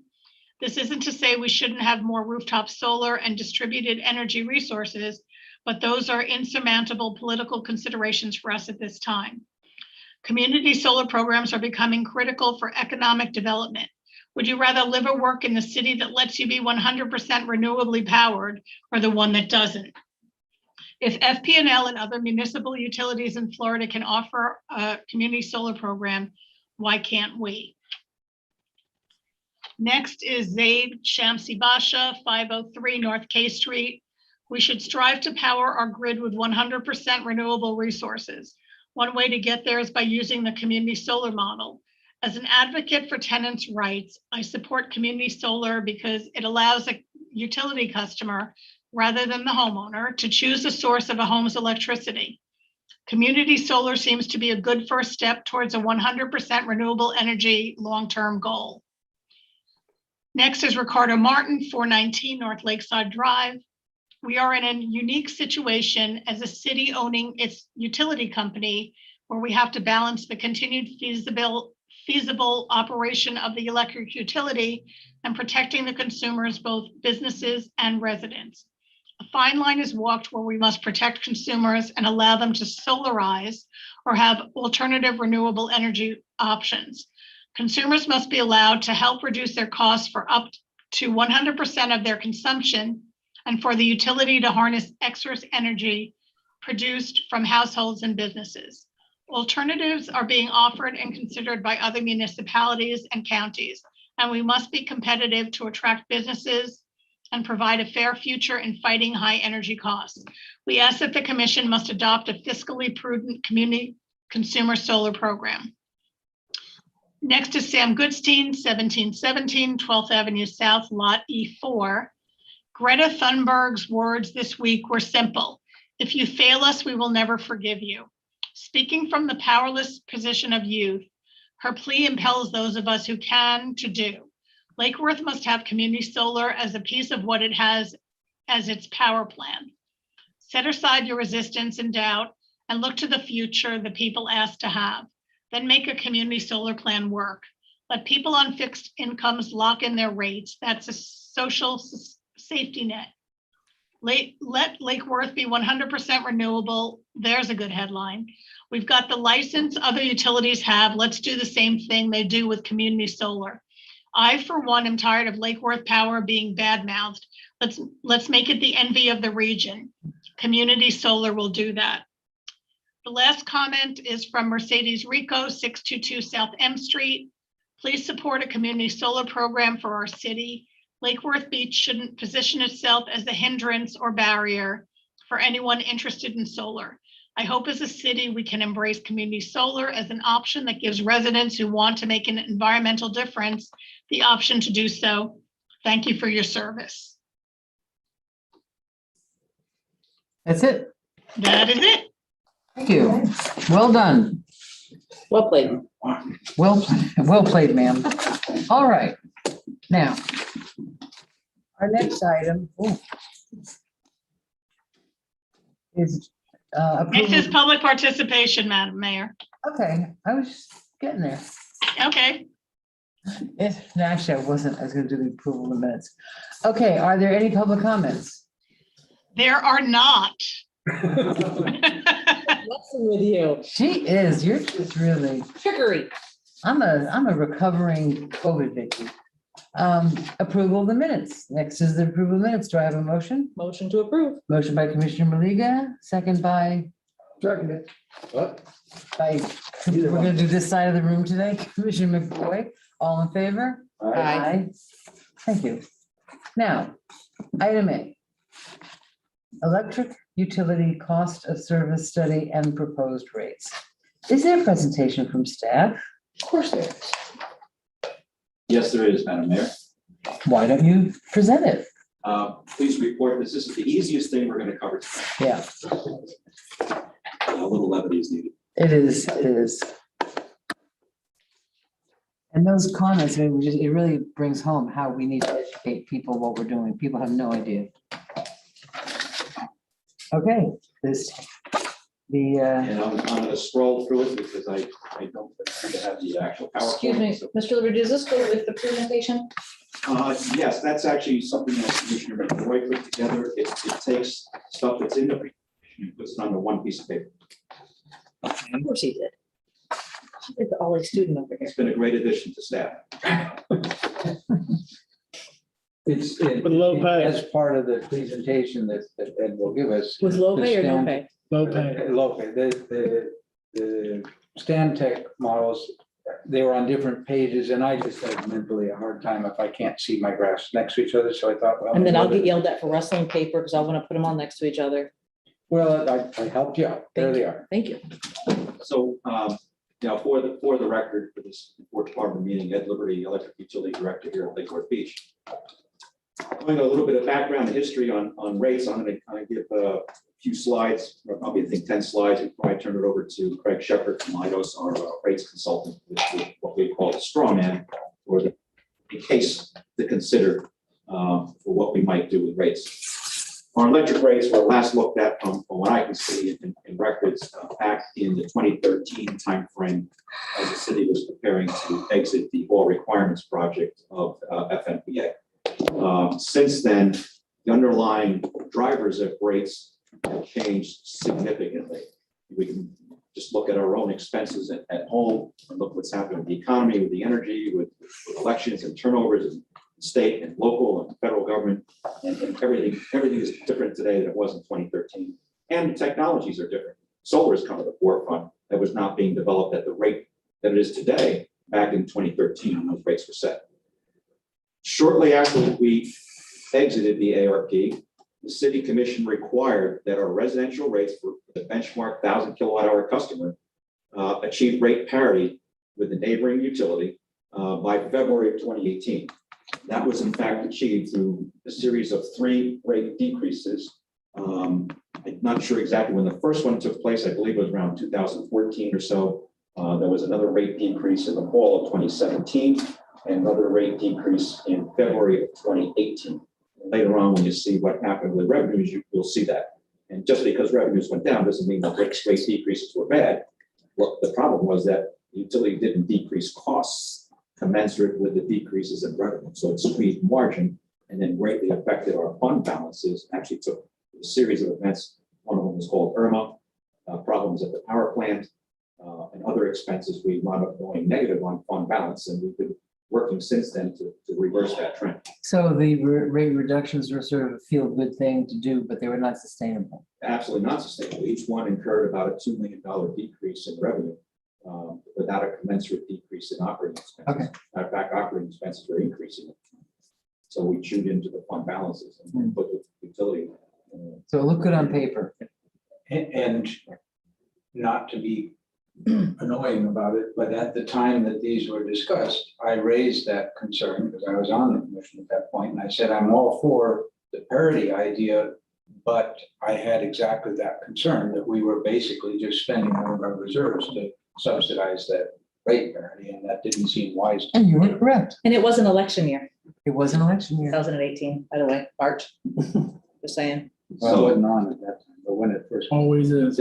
When we look at our rates and we look at what customers actually pay, irregardless of what you're going to see on data coming up, it's tracked by FMEA. That's the Florida Municipal Electric Association. When we compare a bill, bottom line, that check you right to Lake Worth Beach, or they check you right to Grand X across the street, our bill for the 1,000 kilowatt hour customer is roughly 0.5% lower. Mic drop, boom, we are low. It took a while to get there. We had to trim costs dramatically, as we've heard FMPA speak to last week, what they've seen from the outside looking in, what we did, and that's all true. But the time has come now where we have to address our fund balance issue and get our financial house in order with respect to our electric utility. And that's because there's nothing else left to trim, correct? Yes, and I said from, I think, one of my first meetings that I sat at this bench addressing the group at that table, and I made the same presentation over the years at the Village of Palm Springs, is that I will not ask you to raise rates until I feel it's the last resort. I've gotten to the bottom of the cost cut, but I've got my arms around the organization, understand what the costs are, and we've trimmed. And I'm here now saying, this happened probably 9 months to a year earlier. And it was coupled with, for example, the change in the general fund transfer, the increase in shared services. That alone is $2 plus per month per customer. Just to do that, just to keep up with those changes, not to mention the other expenses that we have as well. Just do the math, and that's what it works out to be. But we are where we are, and we have to get our financial house in order. We're doing okay. We're implementing a capital plan. We refinanced the debt. We restructured our power purchase contracts. We went heavily into solar, as we've all talked about, which will actually, at current gas prices, might actually be cheaper than fossil fuels by the time we get to 23, 24. I have a question. In terms of operating an electric utility, is there a standard or a best practices amount of money or scope of time that is required, that is recommended for us to have, like a rainy day fund, for, as an example? Yes, Madam Mayor, there generally is. Stantec has been recommending that for some time. It's about 180 days of working capital. We've been operating for quite a while now, just trying to get to 90 days of working capital. In addition to that, many utilities have what's called a storm fund, which we do not. So when we hit a storm, we don't budget for storms. Right. We just do the best we can to absorb the cost when it hits us. So we don't have a separate storm fund. One should argue that we should. So that 90-day bucket of money, if we do get hit with a storm, that's where it comes out of, That's where it comes. reducing us from 90 to less than 90. And I think, one of the, I'll give you a lot of little things that you can look at as key indicators. Mhm. When you look at our annual revenue of about $52 million, divide 52 weeks in a year into $52 million, that's about $1 million per week, right?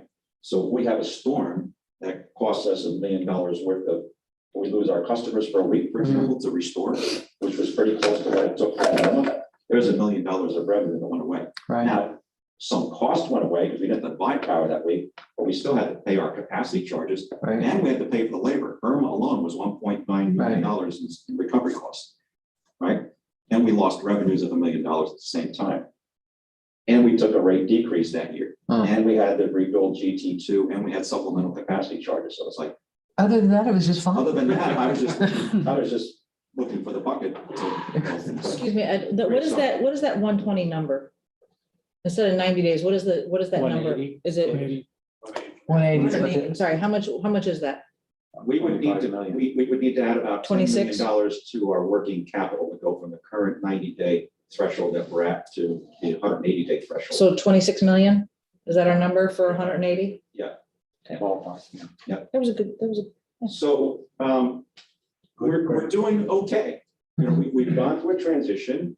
We are where we are, but we've got good solid foundation underway. Like I said, we've refinanced the debt. We're underway with rebuilding the grid so we can do all the things that we want to do, that we aspire to do, that are inspirational and aspirational. We're putting all that in place. The timing is good because rates are going up everywhere. Right. And that doesn't mean that because they've gone up other places, that we should go up too. However, what that allows us to do is to say, we're still competitive with them. We're not proposing in what you'll hear tonight to raise our rates above the competing utility. It is our intention to keep our residential rate at or below parity in this process. But we will here suggest tonight a path that we should go on to do that. So you're going to hear about the cost of service study, but the cost of service study is not in itself the sole determinant of what rates should be. We look at a test year, which is the sample year. We look at the cost, we look at the revenue requirements, and then we extrapolate for growth that we expect. Growth is important. Not everybody wants to see growth. We use a very conservative number for growth of about 0.5% per year of growth, which is in fact in line with what we've seen up until COVID. We were seeing those numbers. Now we believe that we're coming out of COVID, but you'll see some data which leads you to believe that we're not coming out of it on electric revenues at the rate that we would like to see. But we need more customers to share the expenses if you want to keep rates stable, because costs continue to grow up. Other factors that have to be considered in setting rates: sustaining our investment grade credit. So the A2 rating is a good one. We don't want to have a negative attached to it at all. We want to maintain our credit good. Competitiveness and fairness. So what do we need to do to be competitive, and what's fair? Is it fair to have one group of customers or one customer segment paying substantially higher rates than the cost to serve them, while another enjoys service substantially below that? I'm not saying that it is fair or isn't fair. The question that you all have to decide is, what do you want to do about that? Are you okay with that? Some changes. Is the distribution of costs appropriate? And should it be adjusted?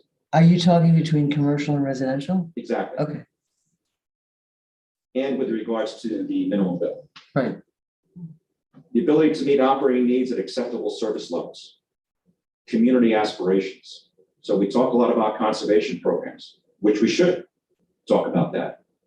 But they're not free. That's right. And while they may save some money, there's a big difference between saving money and paying for itself. So it will require investment in order to do that. Now, we're at the bottom in terms of our cost cutting. So if we want to entertain those programs, and I would encourage you to do so, we intend to bring forward some concepts. It will cost money. That money will need to come from somewhere.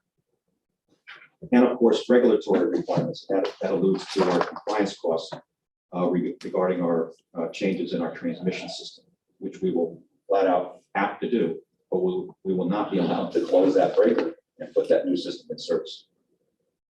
Today, we're at the point where rising costs beyond our control are exceeding our ability to offset those with funding options. We've talked about those fuel costs, NERC compliance, the general fund service, shared service things, all increasing. Rating agencies, they're independent graders. They don't share with us the formula they use to determine whether they're going to give us a better rating or the same rating, and hopefully not a lower rating.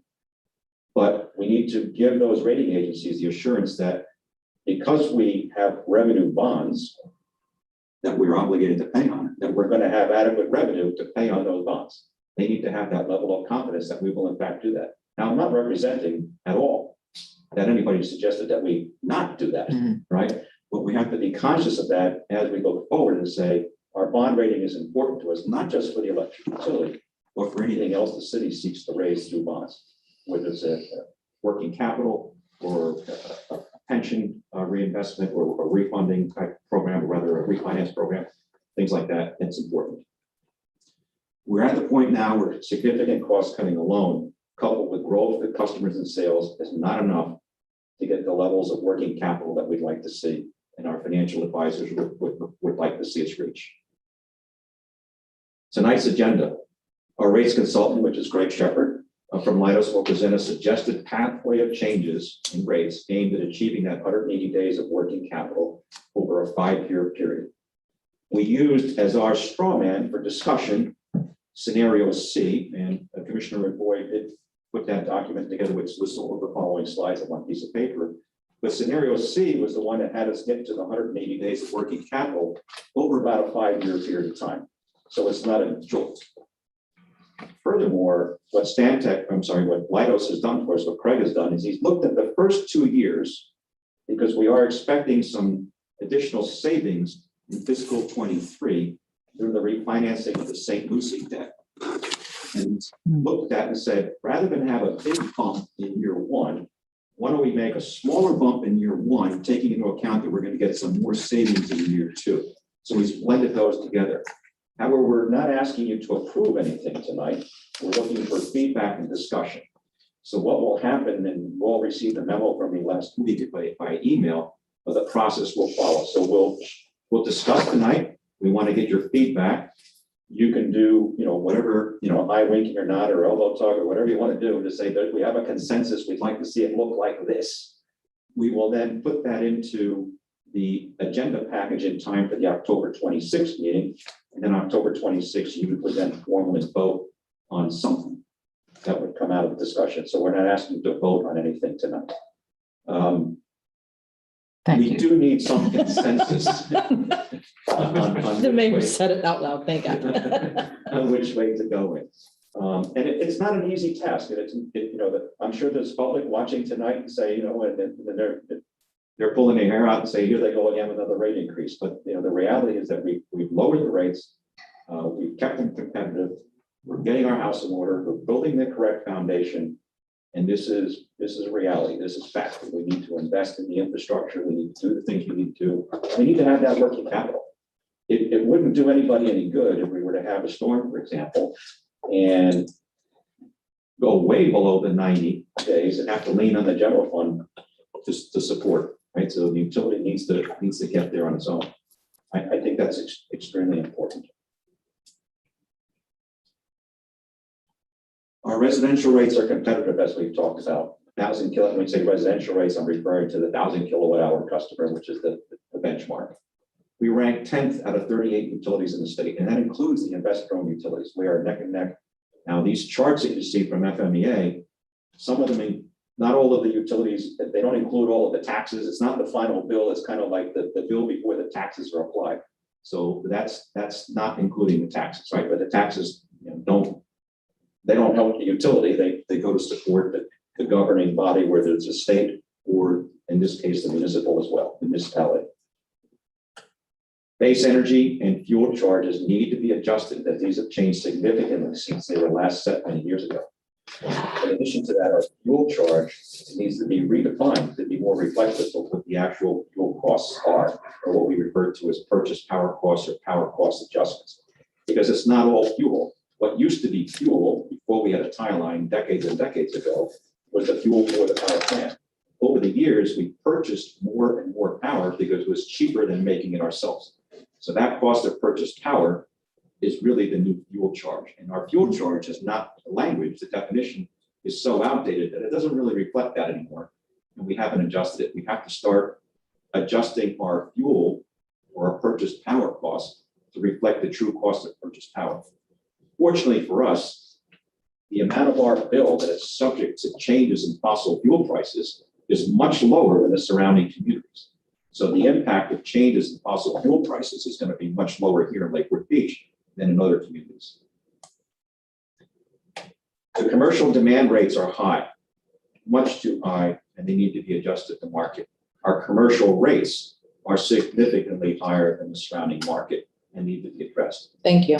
That is something I know is something that Commissioner Malia feels very strong about. I'll share with you that same opinion was shared by members of the UAB on day one when I arrived here in 2017. And I promised I would get to it, trying to get to it. And also from other commissioners who sat in those seats not that long ago, who felt passionate about that as well. So that's not something that we're suddenly coming up with. It's been something that we've been working towards, saying, what is the solution? How do we do this? And we think that the straw man that we've come up with moves in that direction. It doesn't solve it right away, but it's a move in that direction. Minimum bills. I know that's a heated subject.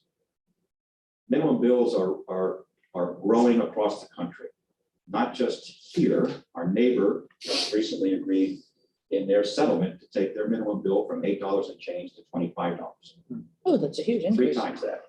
That's in their settlement, and they're working through that for approval. But all of the parties, including some of those that have come and presented to you, standing at that podium, have signed on to that settlement.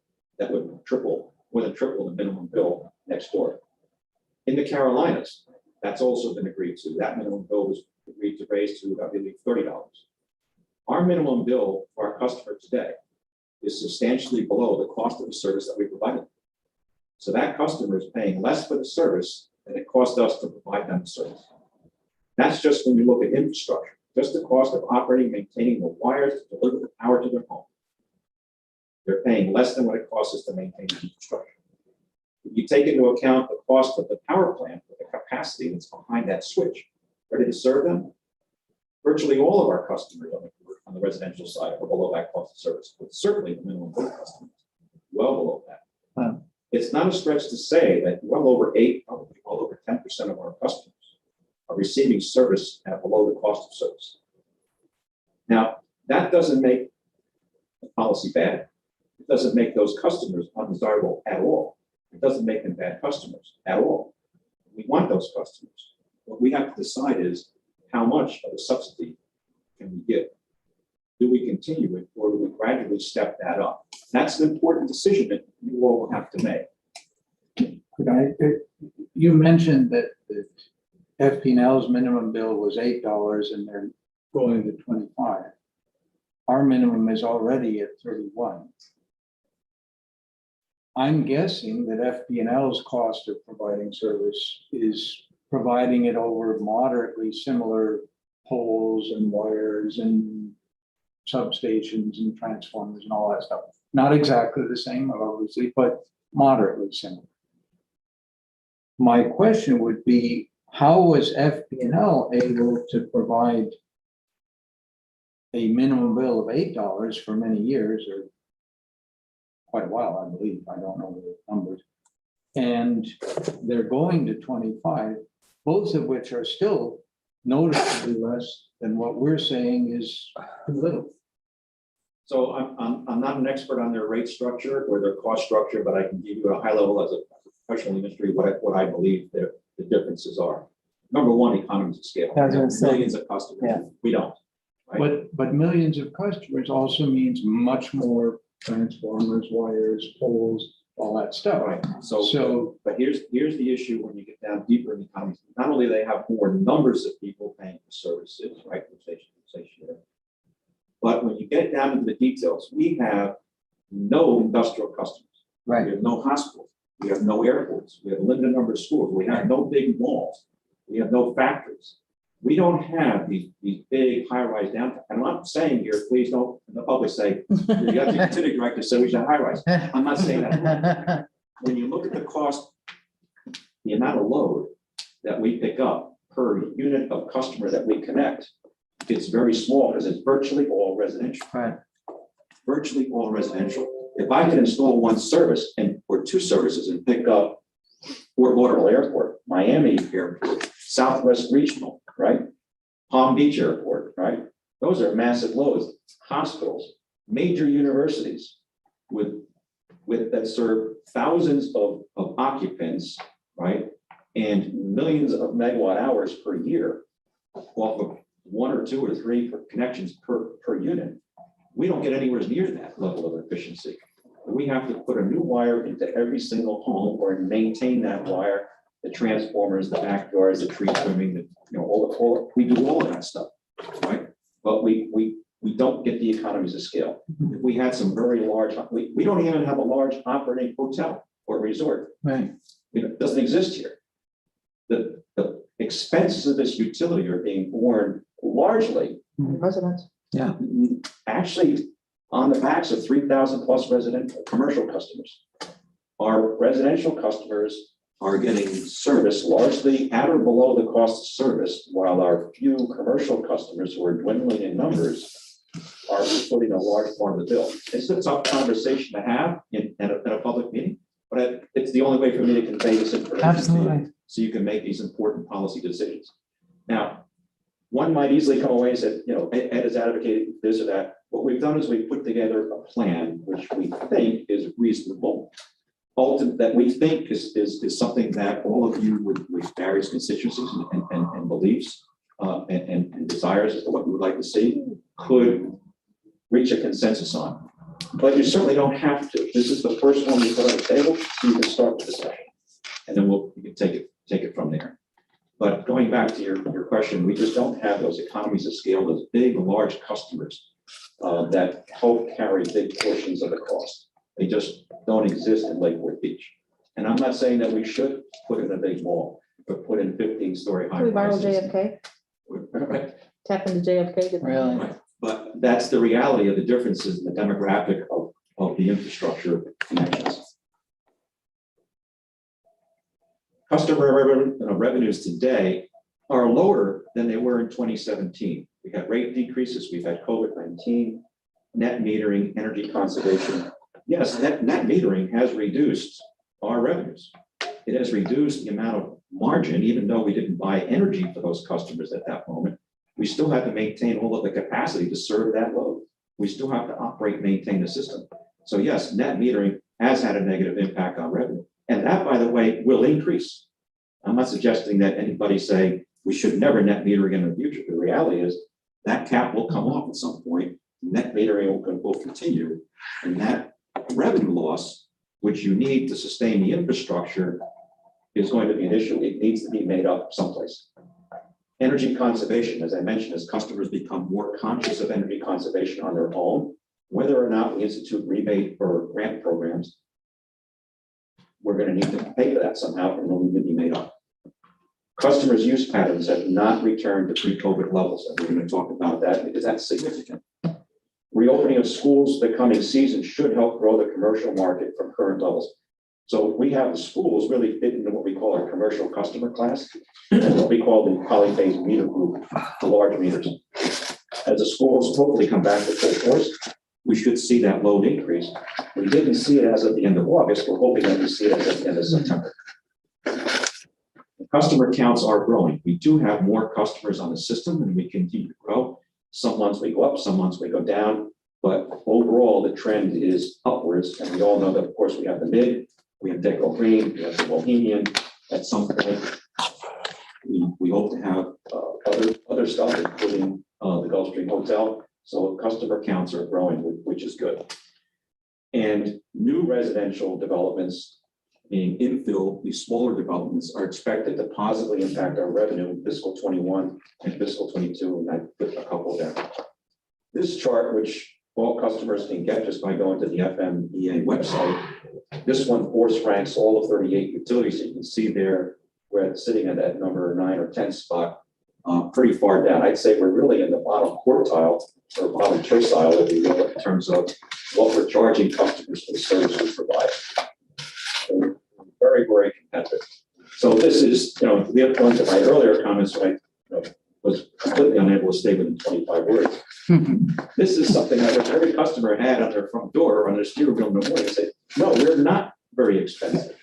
We're among the cheapest in the state. We're not the cheapest, but we're pretty far down the line. And we're not proposing rates that would move us in that structure.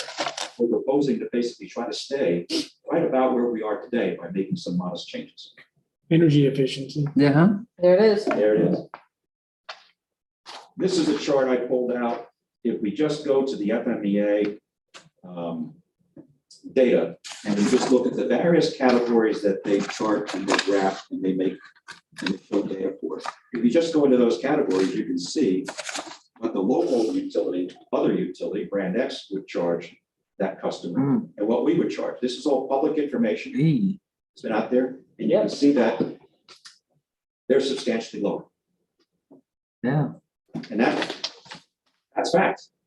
And others Is that, sitting in those chairs have brought that up over the years as well. is that the demand rate or is that the regular? The first two are just energy only, no demand. And then when you get into the 30, the 40, the 75, those happen to be demand customers. Those are in the demand category. So the demand, for those of you that are not familiar with this, demand, I use a lot of analogies, as you know, just look at your speedometer and your odometer, right? The odometer measures how much energy you use at any given period of time. That's how many units of energy went into your facility. The demand is the maximum that you used in any 1 hour or any 15-minute interval. So when you set a high demand, you pay a demand charge because bigger infrastructure is needed to serve you. The volumetric number is a low one. So generally speaking, in rate design, you want to encourage customers that have a high load factor. What does that mean? If I use 10 units of energy in 1 hour, or let's say my peak is 10, over 100 hours, I'd like to be at 1,000. That's 100% load factor. The reality is that most of our customers operate with load factors at 25 to probably 45% of what they demonstrated they might at one point do. But our grid needs to be sized for the peak.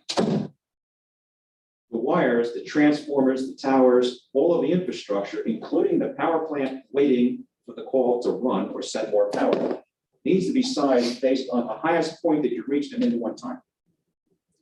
Because the thinking is you need to be able to deliver that amount of energy. We can't say to a customer, yeah, today's not a good day. We really didn't plan on serving you, but why don't you shut down? But we can't do that. But, and that certainly makes sense, and anybody who's involved in solar installations will figure out the same thing. You may not use a lot most of the time, but your washing machine, when it starts, has a big startup surge. And if your system can't supply that, your washing machine's not going to run. Right. Even if it runs fairly low once it's going. So the concept of needing to supply the peak level, even if it's short, I understand. But when we're tied into a grid, we have a huge system of generation that's backing that grid. If it was our own generators, very local, that's a little bit different. But given that we're spread over a big grid, it seems to me, as only semi-knowledgeable, that capacity to absorb, one business's peak, yeah, you're not going to see it at the tie line. Or barely.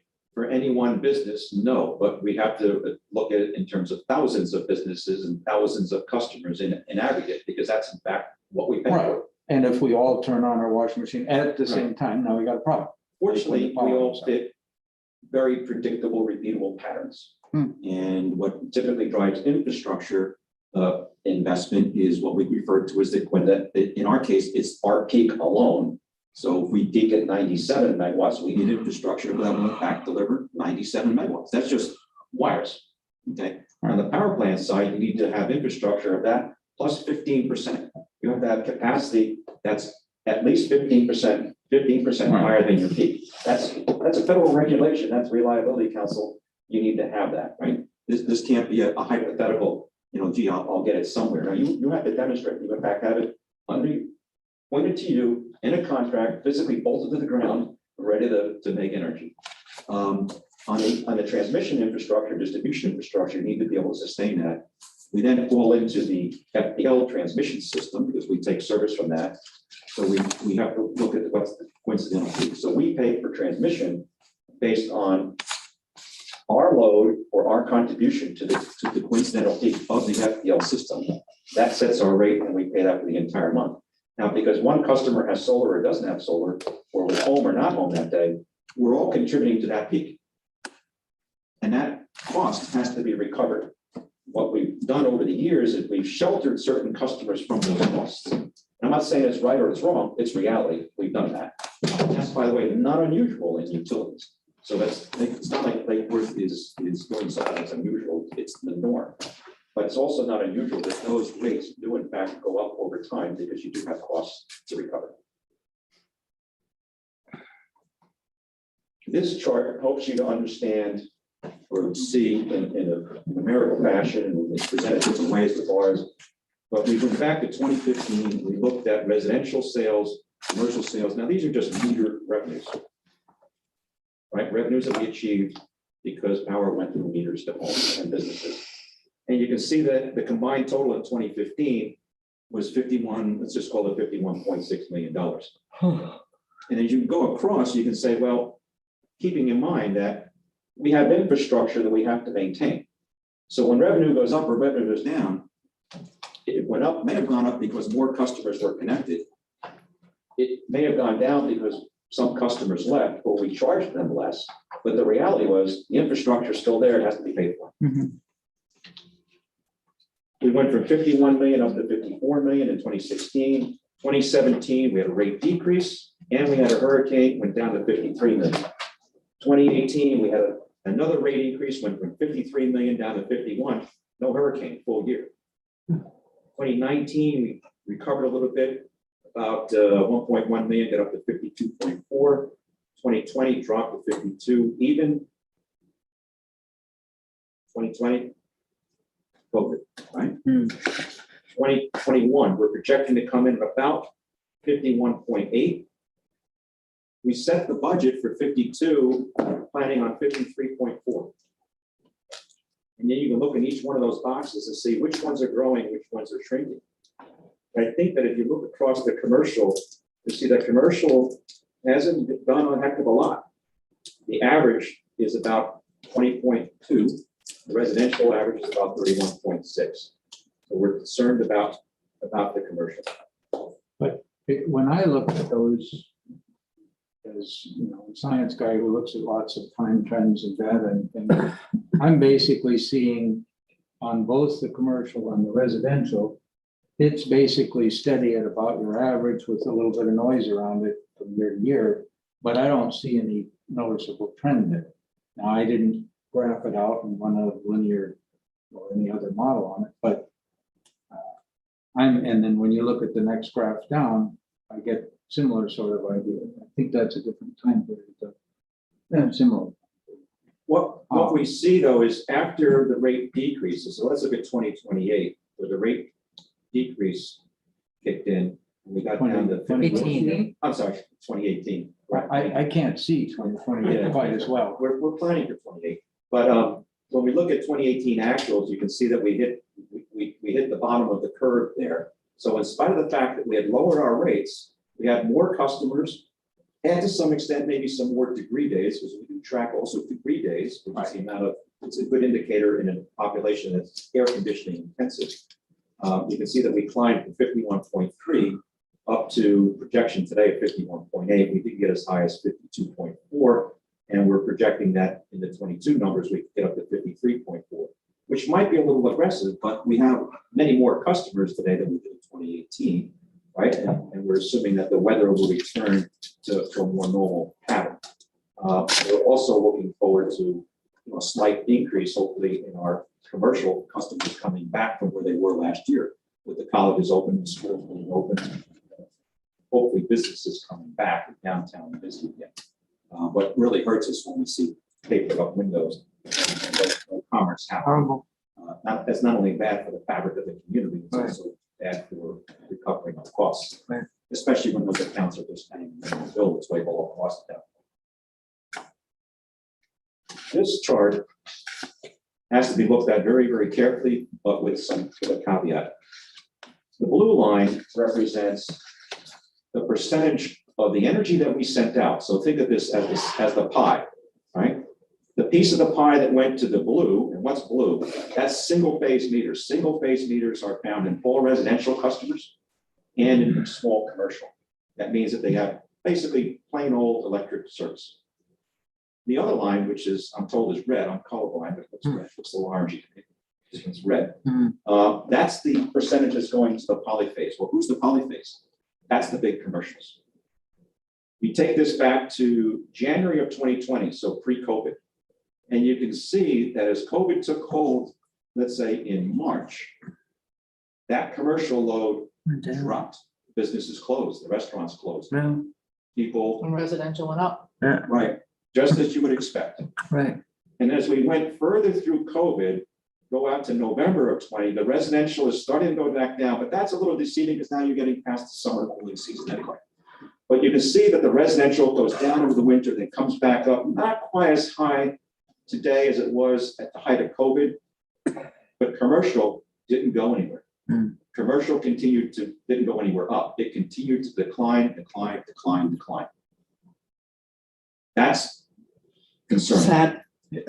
But one has to be a little careful looking at this graph. It might not change it a lot, but these are percents of the others. So there's some degree of overlap information, but I'll tell you why that is a problem, even though it's a percent of the total. what's that? I'll explain to the group why that is a problem, even though it's a percent. That says that the commercial piece of the pie is smaller than it was. Okay. The commercial customers pay the highest rates. They pay the highest gross margins. They largely subsidize everybody else. The amount of money that we have coming in from that commercial class It's plummeted. to help cover the nut No. is decreasing. If we look at that tailing off, it's probably running in the range of, let's say, 15%, whereas pre-COVID, it was in the high 29 to 30% range. So our commercial customers are contributing half towards our fixed costs, if you will, of the total pie that they were before. That's a concern. We're hoping that that turns around as the schools and the businesses come back. It's perplexing, but this is real-time data. The difference between this and the revenue numbers is that this is looking at the energy as caught by the meter at that instant.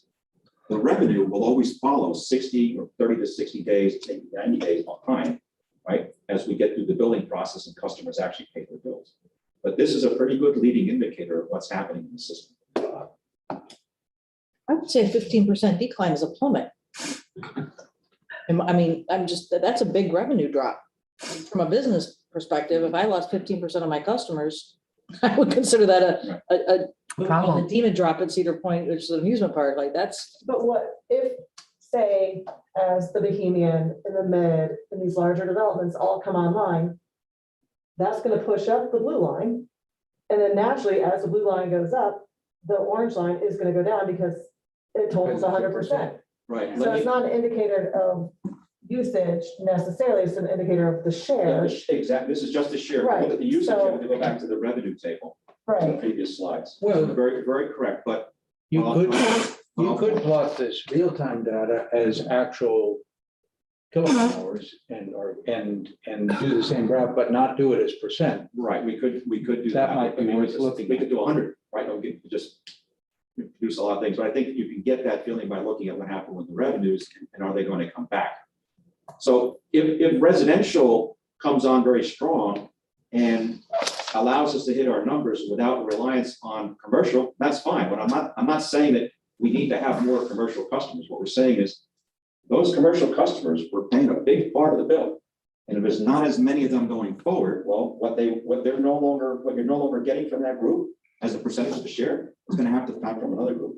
Now, just to bring some numbers back into perspective, the Bohemian is roughly 200 new units, right? Yeah. 200 or The 240. effect of the Bohemian will be next to zero.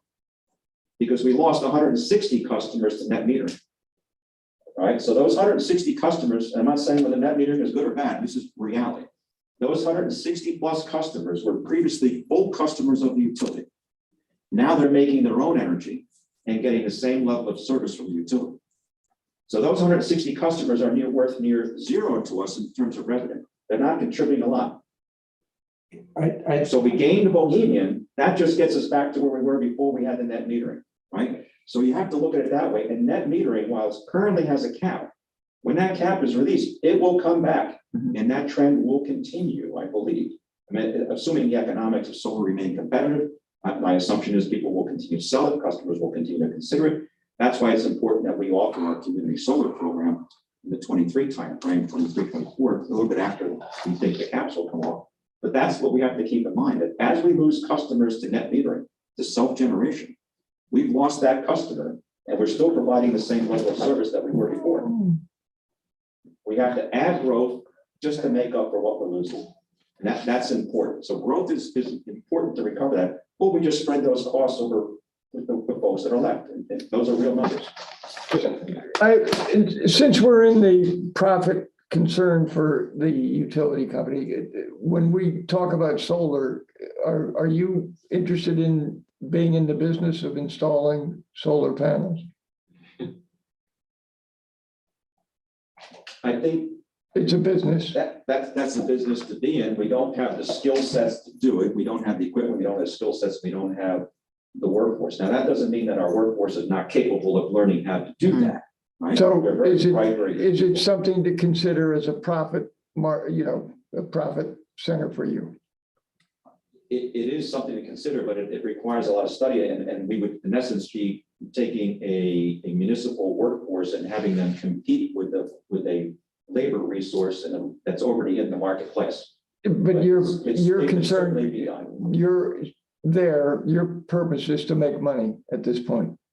That's what we're talking about. Well, I wouldn't say that's the purpose of the electric utility. At the moment, we're talking about a rate. We're concerned about The purpose it. of the utility is to allow the community to realize its aspirations, right? And we do it partly through our electric utility in terms of our carbon footprint, the image that we project, the service that we deliver to our customers, and how it allows us to offset tax increases, right? Because we have these additional revenues, so long as we provide it at a competitive rate. So that's something that we could look into in the future. But that's a business case in itself to make that argument that we would be in the business of installing panels, and you have to decide, are we going to be in the business of, we don't have the buying power, if you will, to buy panels the way that large contractors do, and we wouldn't propose to send our people out of territory. So those economies of scale that we would be. Yeah, that's what we're struggling about anyhow, so. So I think that the solar industry is certainly very capable of installing the systems, and I'm not aware that they have a shortage of the labor force to do the work, but it's something that could be explored if the commission wanted us to do that, look at a business case to do that. Well, we're talking about profit, and I just, we need to I would much set a policy to make you the corporate center of our general fund. There are other services, though, that we could provide, and many utilities do. For example, and it's not unusual that we could have an offering, for example, where we sell carbon monoxide detectors, or we could sell power quality conditioning equipment, which many competing utilities do, Light bulb. even though they have, we can sell bulbs. But there's things that we can do that will probably have a lower risk profile and a higher gross margin than getting into the business of installing solar. But I know many utilities, for example, do sell surge protectors and surge protection plans, appliance. I came from a utility and had a fantastic big appliance service business that serviced electric, in our case up north, it was also gas appliances. That was outstanding, significant, where customers paid a fixed monthly or annual charge, knowing that if their device would ever fail, the utility would come in and fix it for them. So we could do those types of things that don't necessarily put a reliance on putting more kilowatt hours through the meter, allow us to diversify a little bit. I'd pay FPUC for that for my gas line, Yes, $5.60 every month. right. Those are valuable services when you need them. Mhm. And they're generally very profitable to a utility, but. Oh, yeah, 'cause my gas line hasn't failed in 9 years. Yeah. I What is thought about the gas that. line? Frankly, shifting the paradigm in the city to entertain that. Commissioner Robinson and I did not discuss this ahead of time, but it's the first time I've actually heard a concept that, some new revenue stream that is not entirely related to the kilowatt hour going to the meter. Yes, that would help. I love the idea of the appliance plan. I might actually sign up to, because I feel like my appliances they don't make them like they used to. They make them to break every 4 years. The only caution I would have on the surge protection stuff is very tricky on the perception. Absolutely. What? You guys are charging me for a gadget to clean up the dirty power that you guys are sending out?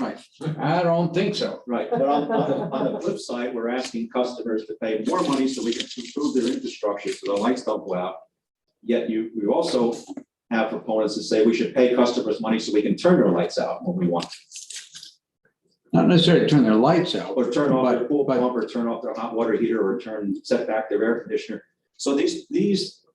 Demand response things is That's what something we demand should. response is. I'm Right, but you investing money. don't put it on light bulbs. Nobody does that. Well, But on occasion they do. They go to group lighting and cut back group lighting. That's not unheard of. not But unheard of, typically it's but done you, with motors. you do it on big load things and things that have some flexibility.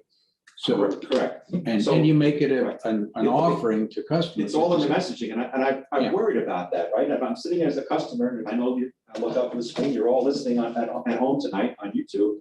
And you say, wait a second, they're talking about raising our rates so they can pay to improve the infrastructure, but then they're gonna talk about raising our rates to pay to turn our power off when they want to. So we have to work, both are logical. There's a logic to both of them, but it requires a level of communication, education, and awareness to have them understand why both make sense, why they're not contradictory, but that's a message.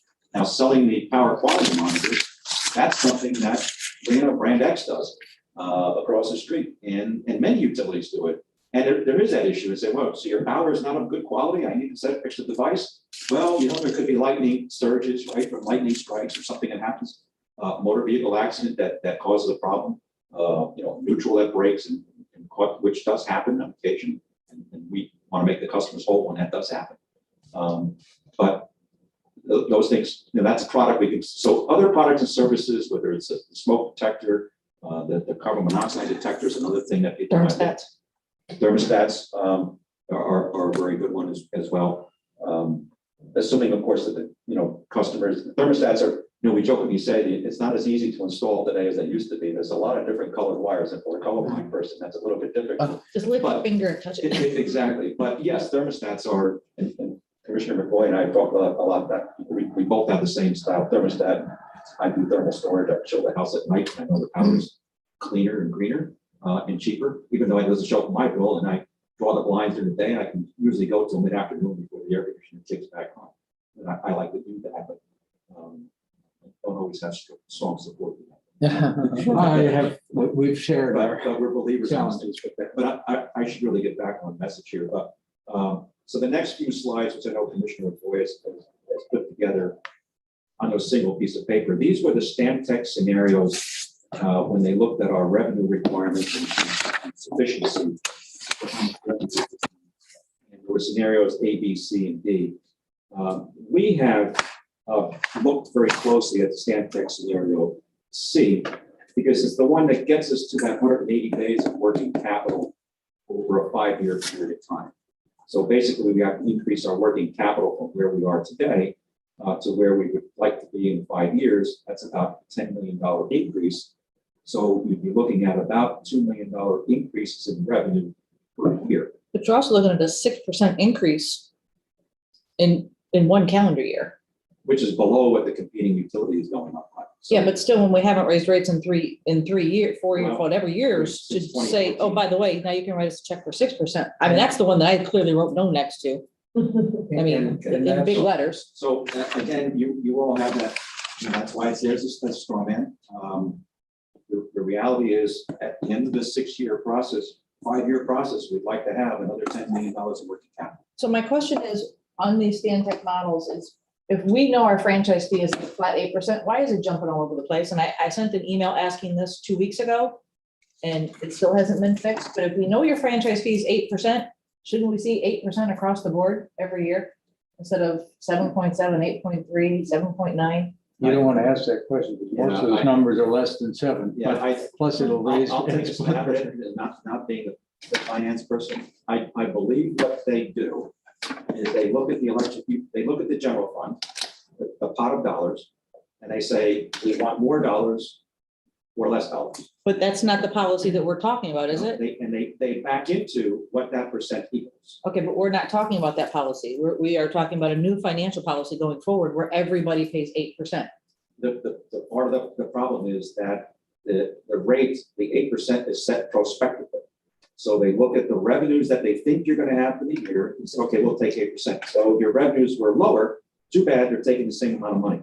So when you do the math at the end of the year, it's like, oops, it was over 8%. Right? And the next year it may swing the other way. So it porpoises along. The 8%, this is like the loan from that uncle. I don't care if you got a good year or a bad year. I want my money. Right? It's not a rolling percentage. It's not like, okay, we'll take 8% each month. No, we're going to take a bucket of money that happens to equal 8%, whether you have a good year or a bad year. 8% of your projected or 8% of your actuals? Projections. Right. We're talking about I'm a little lost. Are we talking about the franchise fee that Yes, lasts? Okay. I mean, I don't get to see how the sausage is made, right? But that's my understanding, the outside looking in. That doesn't mean that it shouldn't happen, right? You would think that if they over collected 1 year, you would back it off in the following year, because it is in the bond covenants that the bondholders and bond counsel would look at closely, so you can't exceed it. But to go over by a fraction of a percent here and there is not a difficult problem. You just have to monitor it as you go forward. Revenue forecasting is a difficult thing to do, right? As is cost. We know that our cost will follow our revenue, but our costs are also driven by fuel prices. The general fund transfer is, we don't have a lot of flexibility about this. I don't think the issue is the little wiggles year over year. Right. I think it's the magnitude of the transfer that has to be accommodated.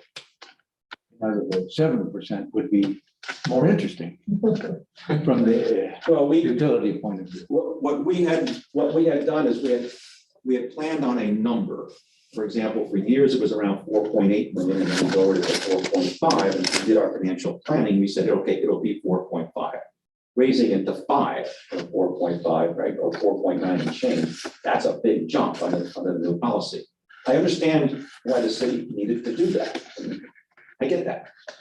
But this this is not, and this is an inelastic environment. You take another $500,000 out, and I'm at the bottom of the cost cutting. Where do I get it? Yeah. Right. Now we postponed rate increases for many years, right? We had three. We did decreases. We did decreases. So this day was coming, albeit a year and 9 months earlier than I would have liked. But we are where we are, and you all as policymakers need to guide us on where to go and how you want to do that. And we have yet to get to the actual rate numbers, which these consultants will walk us through. Two observations. One, to address Commissioner Malega's. You'll see on the sheet with all of the curves there's one labeled C2, which is the same percentages, a 3% increase a little around a year apart, a little bit shorter. But it puts them in 2 different years. It basically moves them a little bit later Yeah. to avoid the 6% in 1 year. If I may, for the viewers at home, because they're probably trying to see. They don't see this, This is what Commissioner McBoy is referring to is a concept that he has Well, gotten there you and see, put yeah. together. Yeah, I could see increase 1/1/22 and 10/1/22. So Yeah. 9 months later, they would have another increase, Correct. which is Yeah. why I was like, no. The big numbers. C2, I got the consultant Stantec to run this afternoon for it. And it's the same as C, except instead of doing it in January and in October. October, correct? It moves it to do it in April and in the following January. And what you see is it's pretty similar results. It gets you to the same 25 million by 2026. It doesn't do quite as well way out in 29, 30, 31. But it does give you spread I the thought we job. originally had talked about like 1.75, and then kind of crawling into it at the last presentation when you were here. So let me add some more clarification. What our rate consultant has done, you already used a variant of C to have a rate increase in January and another one not till the following January. So it's not through Different variation. Stantec C. He's already gone in the direction, which I think is what you've suggested. So But that's not on here. no, that's coming in the next portion. Okay. The next portion. So what these percentages indicated on the part of Stantec was just, the blunt instrument, hey, you need X% more. They didn't get into from which particular group. In the cost of service study, in the actual rates presentation, which really hasn't in the packet, but we'll go through for the public, is a suggestion on how to come up with that number, what distribution to use. And it would come from a combination of increases in minimum bills, some rate increases, and yes, some rate decreases for the commercial class. But also we'll have many, many more customers going on, and not many more, but some more customers going on with demand rates, because we have to fix a glitch that did not capture everybody in demand that should have been demand. So we're catching up with that without being punitive in how we adjust for that. One thing that came out as I was looking at this stuff and looking at the standard, well, you can see them up there. If you look the top blue line, electric rate adjustment plan, starting in scenario C, for instance, it starts in 21, 0% increase, but 22, from there all the way out, every year there's a 3% increase.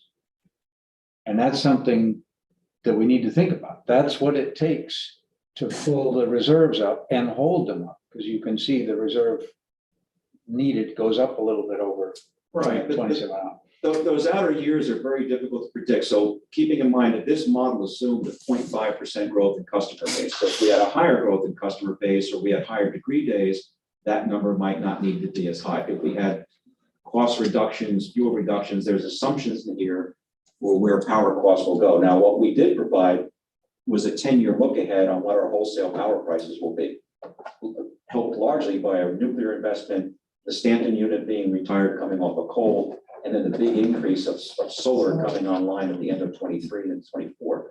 So that's all been cranked in.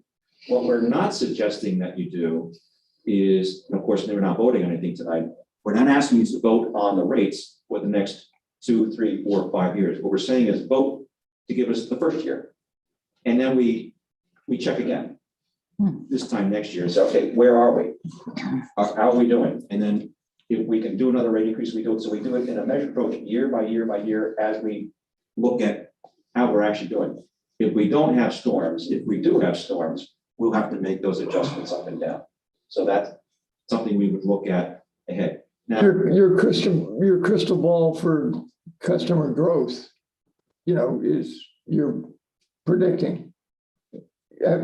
What about solar effect on your customers? we have assumed it to be static, meaning that it will not grow, but we do know it will grow. We know that until the cap comes off. I think we should think that it's going to grow. I expect that it will grow. I just don't know at what rates, because we don't know Well, what's going to we happen. should be talking about that in numbers then. But we don't know what it's going to. I think that we know that we have roughly 40 to 50% of our residential customers are own their own properties. The others don't own their own properties, so there may not be solar on those. The commercial customers, many of them are in rented space in the building, so they may not do it.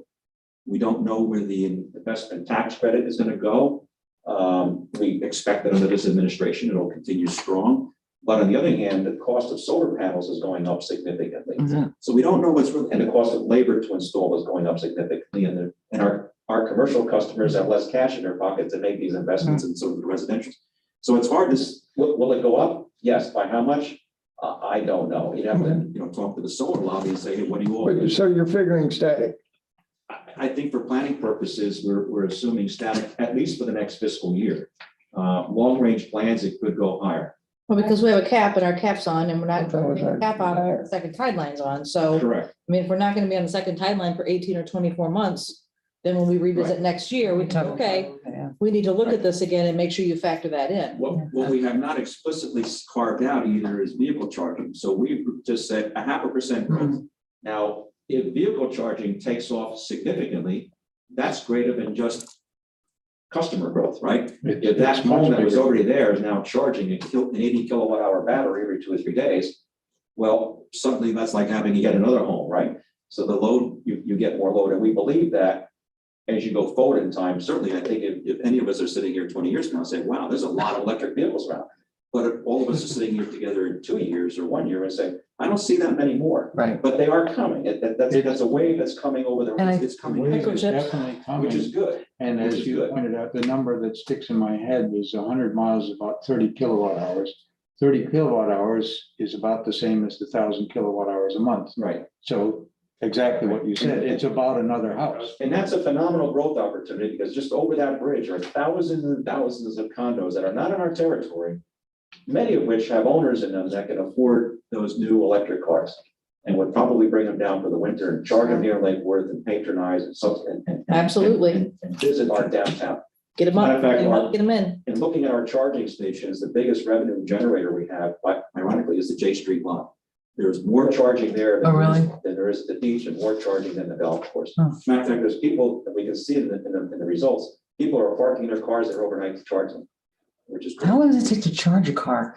Well, it Depends on depends, it's 6 to 8 Depends on the hours. charger. Okay, so, and how long, and how far can you go on 6 to 8 Every hours? car's different. It's somewhere between 200 to 250 miles in that range. So it, Oh, Lightfoot. not good for a long road trip. My friend lives on Vanderbilt and she has a plug. Yeah. So when her and her husband go to dinner, they go to the beach club just so they can plug in. we do see people that charge, for example, if we look at the downtown, the average charge is in the range of 2 to 3 hours. You go to the golf course right now, it's been running about an hour, which tells you that the people who are charging at the golf course are not It's- playing golf, it's right? They're having restaurant. lunch. Yep. Which is great. They're coming there. Now, during the season, we do see people that are charging 3 and 4 hours.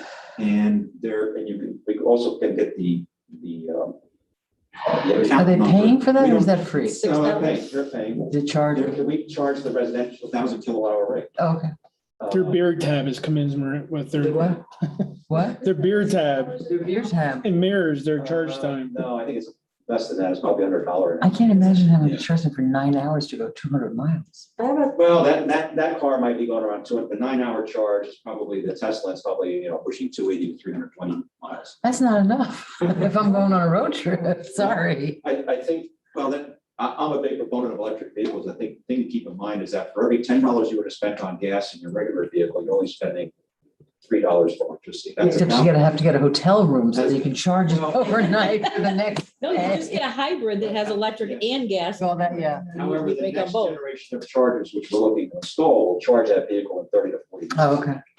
I have a question because, speaking of electric vehicles and charging, there's a lot of conversations around, once we get rid of gas, how are we going to pay for our roads? So it's very similar, right? Like the gas tax is what pays for the infrastructure. So it's like, yeah, let me go to this more efficient electric vehicle and I'll save all this money, but you're not now, who's paying for the roads? And so, I mean, I personally think. Wanted his truck. Well, so it might be more along the line of an annual registration fee. There's a lot of ideas being kicked Yeah. around, but it's going to be seen as an attack on electric vehicles because people are going to see the trade-off of I'm not paying a gas tax anymore, but I have to pay additional tax, but it's necessary. And so I think my personal opinion is how to manage that information. And I think starting early, instead of waiting 10 years and saying, so people have been driving electric vehicles for 10 years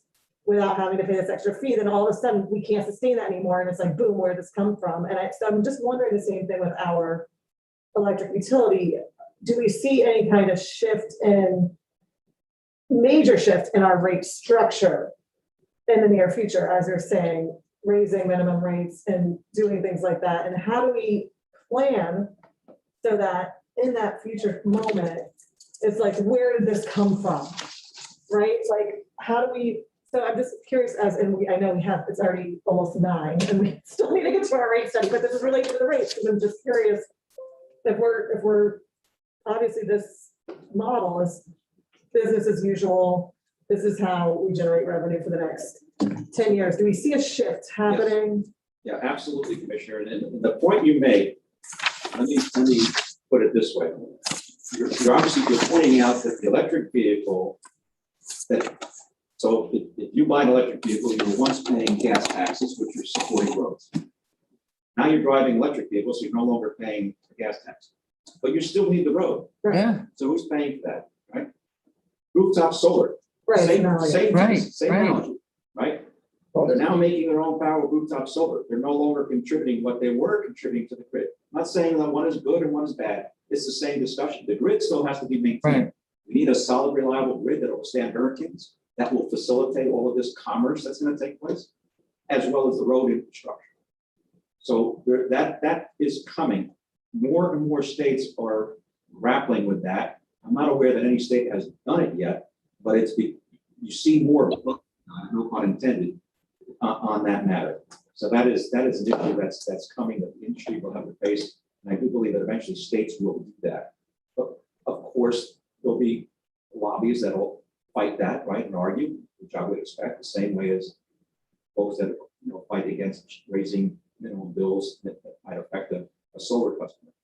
how about unintended consequences? The infrastructure has to be paid for. That's the reality. And Exxon would need a bigger tax cut.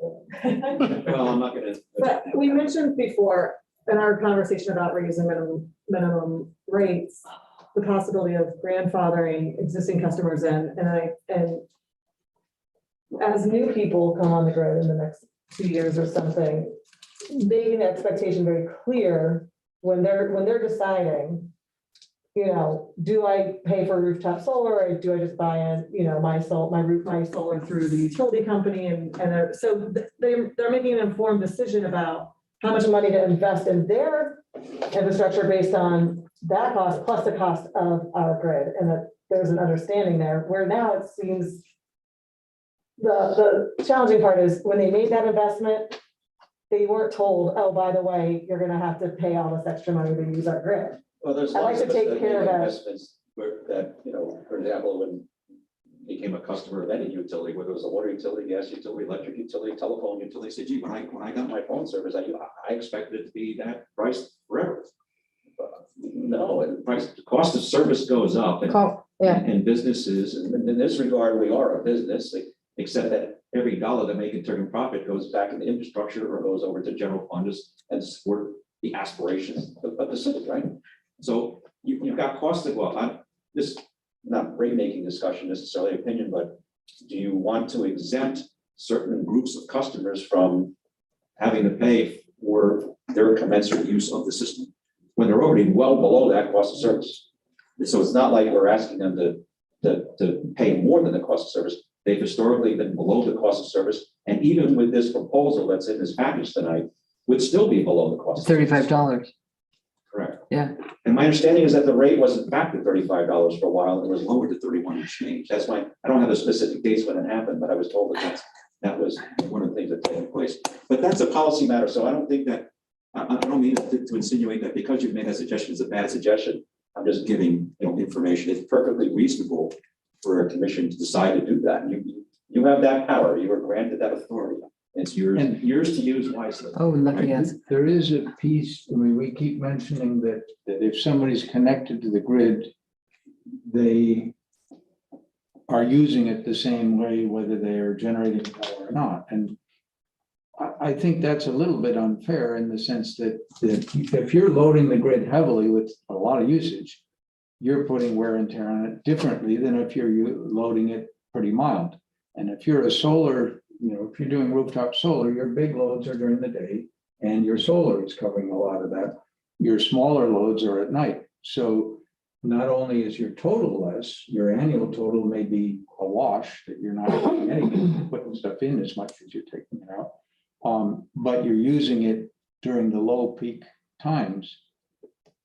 So I think there's gray area as to who's loading it how and what's fair to what's customer. And then there's the much bigger question that everybody who's generating, whether they're rooftop or community solar or big fields, anybody who's doing that, that's that much less fossil fuel that's being burned to generate juice. And that's a good thing. But the infrastructure is being utilized. And the simple Yeah. analogy I give, and this is not an assault on that meter anyway, but we all go to let's say you take a day trip, business trip, you call a ride share, take me to Palm Beach Airport, they take you there, pick me up at 10 o'clock tonight, take me back home. And the driver presents you the bill, said, no, I don't owe you anything. You brought me right back to where I was when I started. As a matter of fact, I helped you because you could do more business along the way. Oh, wait a second, we drove all the way up and we drove all the way back, net zero, right? That's effectively what's happening. So no, I don't owe you for that ride. Well, wait a second. I returned you right back to you started. So yeah, well, you gave us all this energy. So that means that we slowed down the power plant or turned away the energy that would have otherwise would have bought in that moment. And we gave it all back to you at what you would have paid during the day, but we gave it back to you at night. So there's a Now we have to transmission run cost. We're not just, it's not disconnected. Right, the commerce is flowing back and forth and back and forth and back and The forth. lines are still But working. the fact of the matter is, that's what the law says should happen. So I'm not arguing that the law is the law. The law of the state says net metering is real. And I But the mean, reality is that there's a cost to provide that infrastructure that facilitates that commerce. And somebody has to pay for that. and I'm, even though I'm the mayor, I'm gonna raise my hand. I have no light. And I want to use a bit of a different analogy. But thank you. Part of paying for the infrastructure, is part of being a member of society. I have no children. I have never used the educational, I've never had a kid in school. I don't mind paying for schools because society needs schools. I could say I hadn't used an ambulance until last month. Same thing. I pay for that because that's what you have to pay for to be a member of society. Now, if you want to be off the grid and live in Vermont and have solar and milk your goats, which is a wonderful, I've done it. Wait, we can have goats now? No, in Vermont. That's a different story. But if you're tied to, if there's a wire that goes from our grid, our infrastructure to your house, whether you're doing solar or whatever, there's a cost of that. And so it's the same thing as, I don't have kids in school, but I pay the school taxes. And I think that's just part of society. That's part of being a member. And I think that's a very valid point, and I totally agree with you. I didn't have kids in schools until very recently either, and I had no problem with paying school taxes because I think it's good for society to educate people. Right. But one could come up with a variety of analogies. One might be a toll road, that if you drive less of the toll road, you pay less of the toll. You also probably in some other form of taxes are kicking in some fixed cost money just to keep that toll road there in some part of your county taxes, whatever. The point is more, and I think it's the reasoning behind that metering is society, at least in this country, has said, you know what, we do want to reduce fossil fuel emissions and we do want to increase renewable ones. So you know what, we're going to pay people. And you're right, that we're paying them retail for their juice and only charging them. Which is out. crazy. It's not It's a bad crazy. business plan. It's not crazy when you have a planet with scientists that are telling you every day, we are in very serious No, I'm trouble. just We need saying, to fix we that. don't, but we don't need to lose money on it, is what I'm saying. Well, there are going to be things during the transition. I was just reading about Scotland that has a big oil industry and the oil industry keeps going down and they're doing offshore wind where they're floating them. And that's going up, but it doesn't use quite as many workers to generate the same amount of dues. There are going to be transitions. There are, and some things will come out. So And I respect that, but at the same time, this is the same guys who sat here and fought over a $32,000 a year salary job that we need. So we can't lose money on a business, and I'll put my business hat on. We can't lose money. Being net zero and breaking even is one thing, but we cannot lose money because when we look at things like, oh, we need infrastructure, we need another tide line, then that's where that's a bad business plan. It comes from someplace. You know, and it's not equitable also across the board for the people like the commercial people we have here who have been overpaying for years. You know, Losing money on deposits too. it's not an equitable situation. That's what we really need, in my opinion, is one body, is one vote. Is being equitable for residents, commercial, minimum bill payers. You know, I think that everybody should have their, like you said, support the schools. You know, I need an ambulance tomorrow, but I still support them. So while and let me throw a lot of lifeline to the net metering community. This is, I mean, we're talking about 160 plus customers. Let's say it doubles, goes to 300 plus, or what's. it's minor compared to The reality is that with respect to the minimum bill, we have somewhere between 1,900 to 2,000 customers in any given month that are getting a minimum bill. And that minimum bill is substantially below the cost of the service that. I would love to know who they are. I wish there was a way that we could figure out. We have provided that data set to you. Oh, okay. It's too big of a file to send. Oh. Mcboy agreed that when we parked it on the iDrive, we can show you how to get to it, but all of the names are there month by month by month. The 2,000, 1,900, 2,000 customers per month. Because I want to see the difference between someone that, you know, is very frugal with their money and doesn't have their air conditioner and the guy that's got a condo down here to spend the winter at. That's a further analysis that we're trying to do. It's a lot of work because we have. It is a lot of work. We have to go see, is it, for example, a homesteaded property? But see, I thought about that, but a It's the same. homesteaded, I thought about that, but a homesteaded property, because that was going to be my sort of cutoff, but the tenant living in a non-homesteaded property, if he's only using enough electricity for a minimum bill, you can't really chastise him because he's not homesteaded. One of the things that we look at, we haven't done the exact math, but the minimum bill kicks in at a little over 200 kWh per month. It's very hard to live on 200. Live under that. To have a refrigerator, a television, a couple Right. 100-watt light bulbs, or even 60-watt light bulbs, and a panel fan going. That's pretty much- Washer dryer, or even cooking. So to me, I mean, when we figure out, But you have solar, hush, you don't have. Right, but not everybody wants to adapt yeah, so my thought is if I have a condo down here that I come and spend, November to May, I have disposable income, and I'm sorry, but $35 as opposed to $31, which it doesn't even cover the minimum bill, what they really should be paying. I'm sorry, but I don't have a lot of sympathy. If I have my vacation home costs me $35 a month or $40 a month to, so that when I get down there, I have this lovely condo that I come and sit and enjoy Lake Worth for the winter. You have a little extra money. So I've gone way over my time on this intro, but. You have. Next. And I think you're well above 25 words. Yeah, we may be, but be mindful of the time. No, this is important though, because there's not many chances that we get to sit and talk and I think ask the community questions. expects us to have these kinds of, Yeah, no, and we, for all of us, it's an educational experience. And just so you know, somebody did put out on Facebook, like 6 days ago, Yeah. make sure you pay attention. Oh, yeah. Getting ready to raise the rates. And there was I was like, Oh, my God. I'm like, yes, but the fuel's coming down. End of discussion. That's all I said. Yeah, no, there's like 75 comments on that. It was huge. And it brought out, I'm sorry, but it brought out all that we hate electricity. Oh, fuck Lake Worth, God damn it, electricity. And I mean, I've lived here a long time.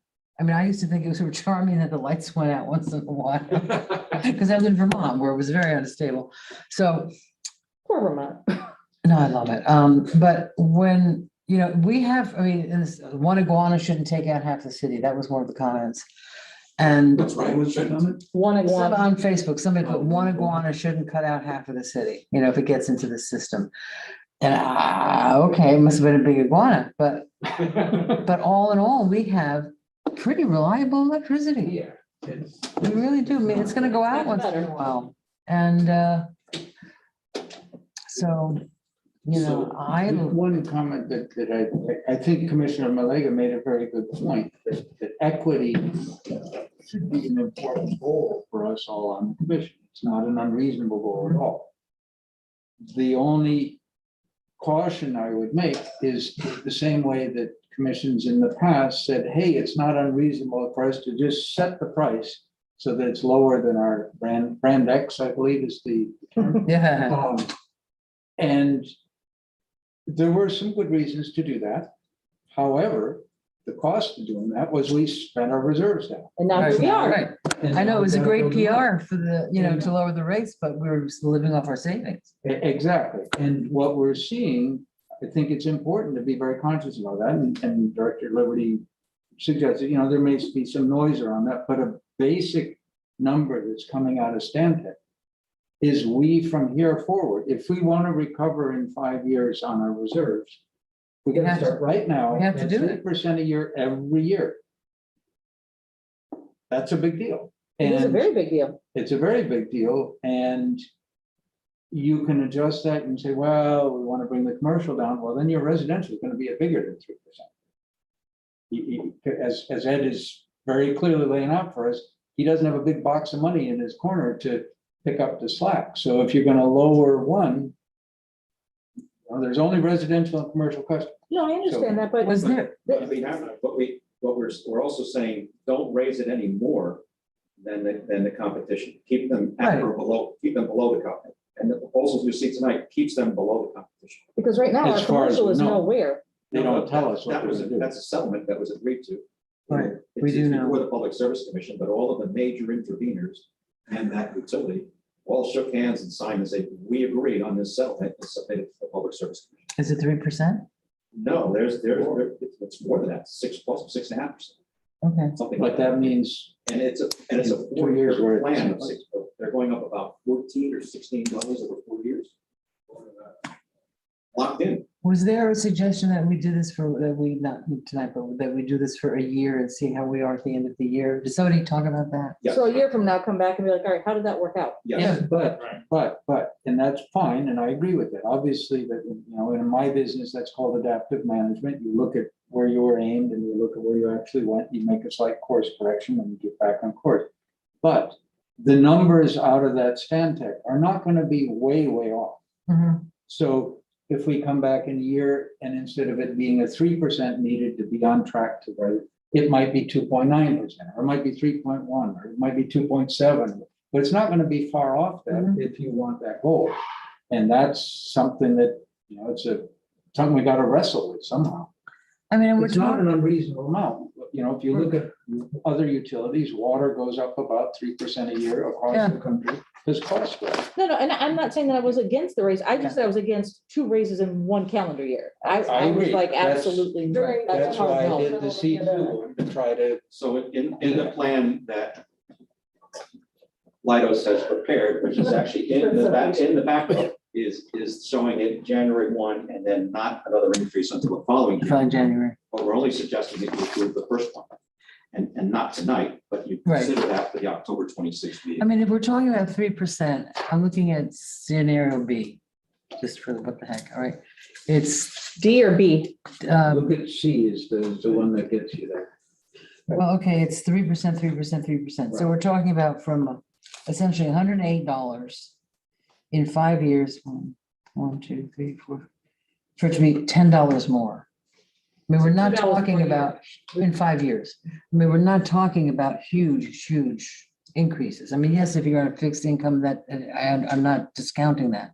But in general, $10 over 5 years, I mean, people are gonna, you know, like on Facebook, we're gonna raise the rates, but we're not raising them to really that much. But that's for a 1,000 kilowatt customer, so we still. But I mean, it's gonna haven't go- seen What does that look like for 1,500? I think that's why it's so important we couple this with a conservation program so that we don't have residents in a 1,500 square foot house that are using 2,000 kilowatts a month for some crazy reason. If they want to run 40 degrees air conditioning and that's their. Yeah, I mean, that's choice, up to but, them. You know, but I think it's important that we, because this is only for 1,000 kilowatt customer. So Right, but it would be, customers that so if more it's than that- 2,000, then it would be $20 in 5 years. What we've said is, and I got ahead of this Per month. and already broached the subject with the UAV, and you heard the UAV chair, Ryan Lander, early on speak to wanting to work on it as well. Our thought is to work with the UAV, let the UAV come up with a conservation plan that will, now we have to, I think, do more than UAV, and we have to take it to the FAB as well, but financial advisory board, but come up with something.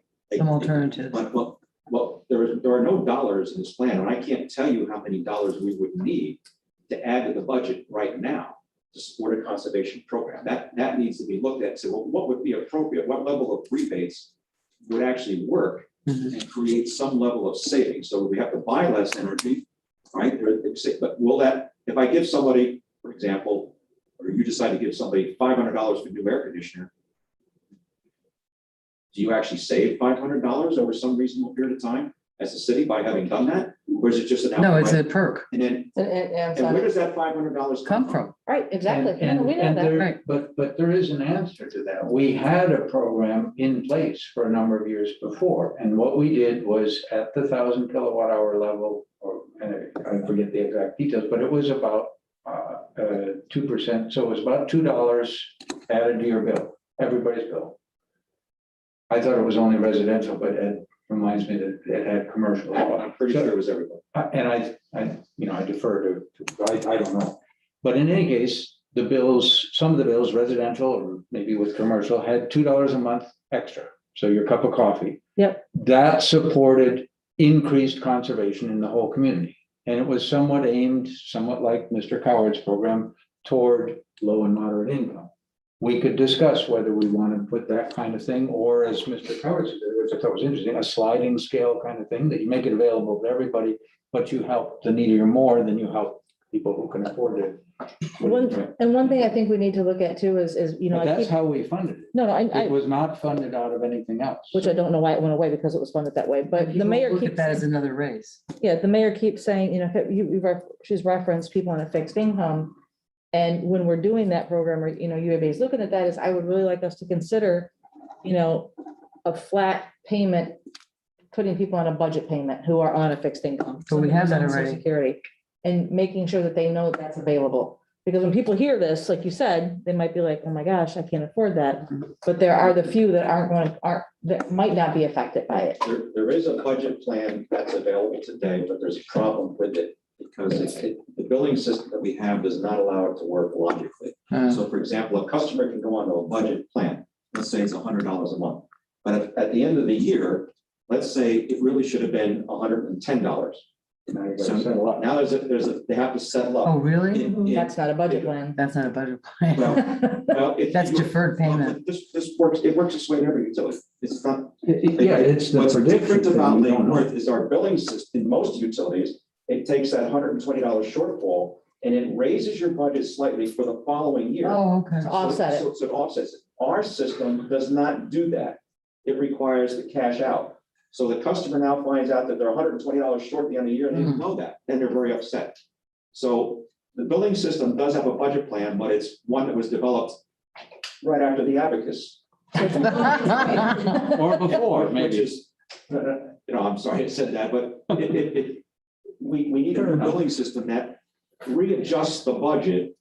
For years and years, I've lived in utilities where you had a budget. And you could pick which time of year you went on it, and you could say, I'm ahead of it now, but eventually it smooths out. So it's almost like your escrow, like at the end of the year, if your Yes. escrow is short, they can either raise your monthly payment for your mortgage for the next 12 months, or you can write them a check and catch up. My understanding is our billing system will not do that. It's a little And we could antiquated. sit- As Ed says, whatever that system was, it was invented close to the abacus. Right. Because we know that most of your consumption is AC driven, which is temperature driven. So you can even get people on, you could be watching during the course of the year and say, hey, look, their budget plan, they're gonna come in short. We're gonna get in touch with them. We're gonna say, hey, we need to bump you up about $5 a month. And then you'll probably come out pretty close to zero. We could predict that. Do you want to help us make those calls? I was gonna say. I'm being You know what, he's very- already part-time employment with you, so go for it. I'm being, very casual in this conversation, sorry. That's No, okay. it's fine, but we have the tools that we could do much better on that budget. Because obviously, one that you get to the end of the year and you find out you're short, that's not a happy message. I don't want to be rude, but Go ahead. Go ahead. the gentleman has been sitting here for over 3 hours, and I think. Listening to we this fascinating It is conversation. good, and we need to have these conversations, but I feel like we could talk all night Okay, about I all agree, I these agree, things. I agree. I'm wearing I out. have your slides. My COVID brain is like fading. It's bedtime. We haven't talked about deposits yet. We did already, that we voted on that last, We voted on yeah. To do it, Thank you. remember, less Thank than you, 2 thank years. you. Hello, sir. it. Answer. There's Hi there. a little button on I the think side. there's a button on the top or the side that you have to push. That work? Touch it, touch the mic. Depends on whether you're paying the commercial or the I visitor. bet she doesn't know. consultants. Good evening, everybody. My name is Craig Shepherd with Leidos Engineering, and it's good to be back in McBurth. I guess the first thing is sort of a review of what Ed had already said, but basically, since last time I was here, we've updated fiscal year 22 and 23, part of the plan to accomplish our goals. The cost service study was done starting, I guess, in 21. So now it's an update for the next 2 years out of the plan that Stantec that's prepared. And so we updated the projected sales. That includes pretty much constant commercial load, no growth in commercial, 0.5% on residential. So I think we're conservative there.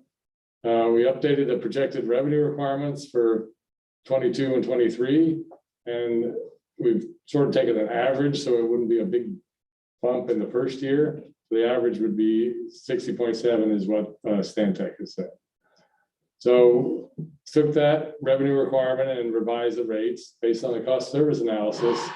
You might recall that as everybody seems to know, that residential is under recovering, commercial is over recovering. So design rates to reflect that.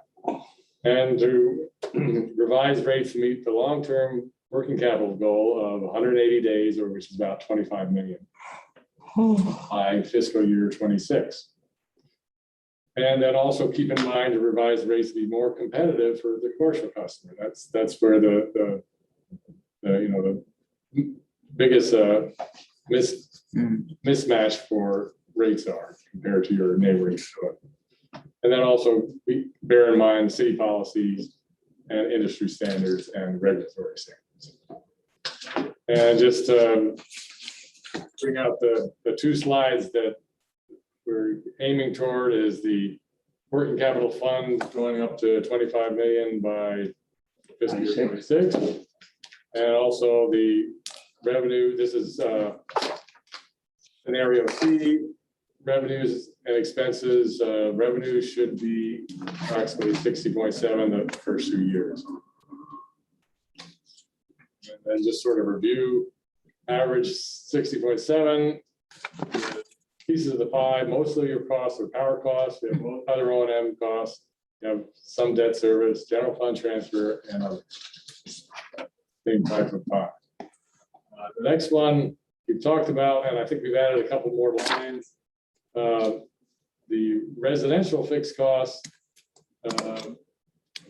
is the current minimum bill. If you look at line 10, is only 76% of your infrastructure costs, as only 30% of your infrastructure plus your fixed capacity costs.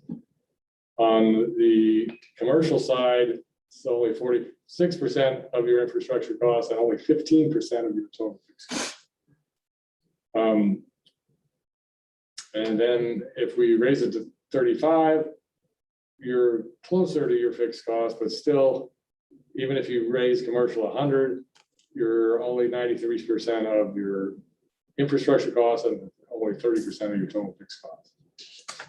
And I'm actually going to break down the proposed minimum bill for commercial, and I'll get to that. Okay, residential, similar to before, customer charge is about the same. Over time, the base rate should increase and the purchase cost adjustment should decrease over time. Those have gone down and your base rates have gone up. And right now you have a capacity charge. We weren't sure when that started, but that'll be rolled up into your base rates. The base rates are referred to as the energy charge, by the way. Right, okay, energy, you're right.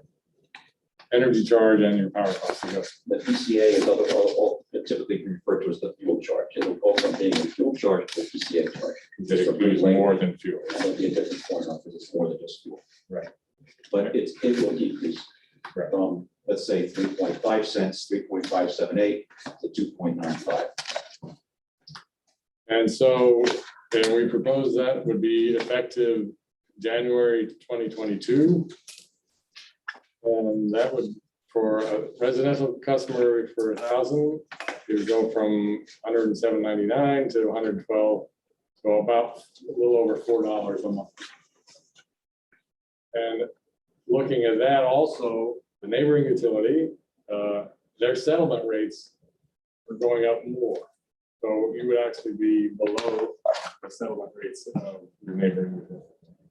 We also looked at 23 in detail too, but we're only focusing tonight on 23. So, and then commercial rates, this is a little different than Sandpoint. They have 3% on everybody going up 3% a year. I have residential going up slightly more than 3%, but actually a small decrease in commercial. And so same type of thing, the energy charge or base rates goes up, the power cost adjustment goes down, capacity charge gets rolled up. And the minimum bill, we've gone back and forth, we don't, we discussed, we didn't want to hit a very small commercial customer that, you know, just barely makes the minimum bill. So we split that apart into single phase and polyphase. The polyphase are the larger customers, and they may be some like a storefront that's vacant that is actually a large customer that's sitting there vacant. You know, to recover at least a portion of that fixed cost to have that available, we're proposing that to go up to $100. So to add a comment there, that single phase commercial customer really looks like a big house. Right. House. And I used it, you know, my favorite example is the local, the Copper, right? The shoe store downtown, the sole proprietor, the small jewelry store, watch repair, and that type of stuff. It's not really much more than a regular house, maybe even less in some cases. So the thought was that's not where a lot of the costs are. A lot of it's really in that large customer, we call a polyphase meter, right? That pie is going down. That's the one that has a lot more infrastructure. You know, 3 transformers, much larger services. It drives a lot of the load downtown, much more associated. So that's why we differentiated those two. But I mean, I guess I'm confused because we talked about giving the people who have been contributing to the economy a break. And now we're talking about increasing the commercial rates. No, we're increasing the minimum bill. Yeah. And what we did was we took the revenue that was being generated by the increase in the minimum bill and put it back into lowering the energy charge, the base energy charge. So that's how we were able to achieve a decrease in the commercial rate overall. I don't see, I see it 0.07 up to 0.082. That's an increase. No, but look at the power cost adjustment. That went down from 3.578 to 3.160. But what is that really? Because now, I mean, all you've done is rolled in the capacity charge. You haven't. If you price everything out, the existing is $191 for 1,500, and it goes down to $187. So $6. $6. No, $4. And that's kind of what I was alluding to, maybe not very clearly. You can move stuff around, but you can't move it very far. I understand, but we also, At least we're lowering it. we need to fill storefronts and we need to be more competitive than we are to our But surrounding. you're not gonna do energy. it. You can't do it with electric prices. In all fairness, what we were also trying to do is to help change the messaging. So what Yeah. we're doing here is we're lowering it slightly. Granted, it's not a lot, but at the same time, the competition's coming up. So the thought is to have those. To lessen the curve. At some point in the future, I don't know when that will be, right? But we're extrapolating out to get there and to say that it shouldn't, at some point, we should be able to say to our commercial customers, the same thing we're currently saying to our residential customers, you're not paying more. Right.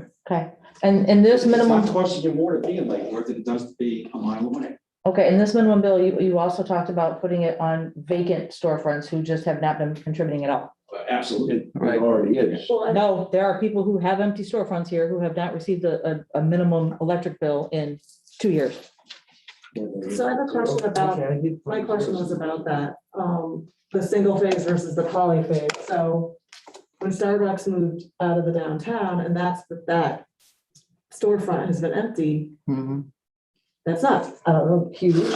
So is that a single phase or is that a polyphase? I don't know in that specific count. That could be polyphase, but it's probably a larger load. A lot of. They got refrigerators A and all lot of that. coffee pots going, refrigeration. Okay, but so most of the storefronts downtown you think are most likely polyphase? Retail, So it's like, probably if- not. if our goal is to like help. If it was a restaurant or a bar or something like that, it's Yeah. probably a polyphase. If it was just a. Like the mayor's is single probably phase. single phase. Your office is Yeah, probably single You're phase. like a house. We have to look My at office these is bigger than my things. house. The lower storefronts on Lucerne are probably more single phase, Yeah. polyphase. So Lake, those a are the- little bit different. Gonna make a difference. It's But I mean, minimal. Can we charge the college a separate rate?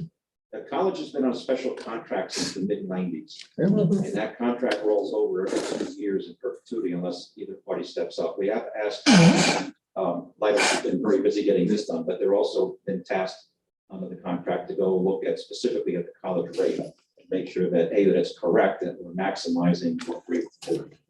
Does that go to the same for schools? Can we raise it? I mean, what's the contract? The contract is tied to the competing utility rate. It was designed at the time specifically to tie their rate to the rate that they would get if they were hooked up to the other utility.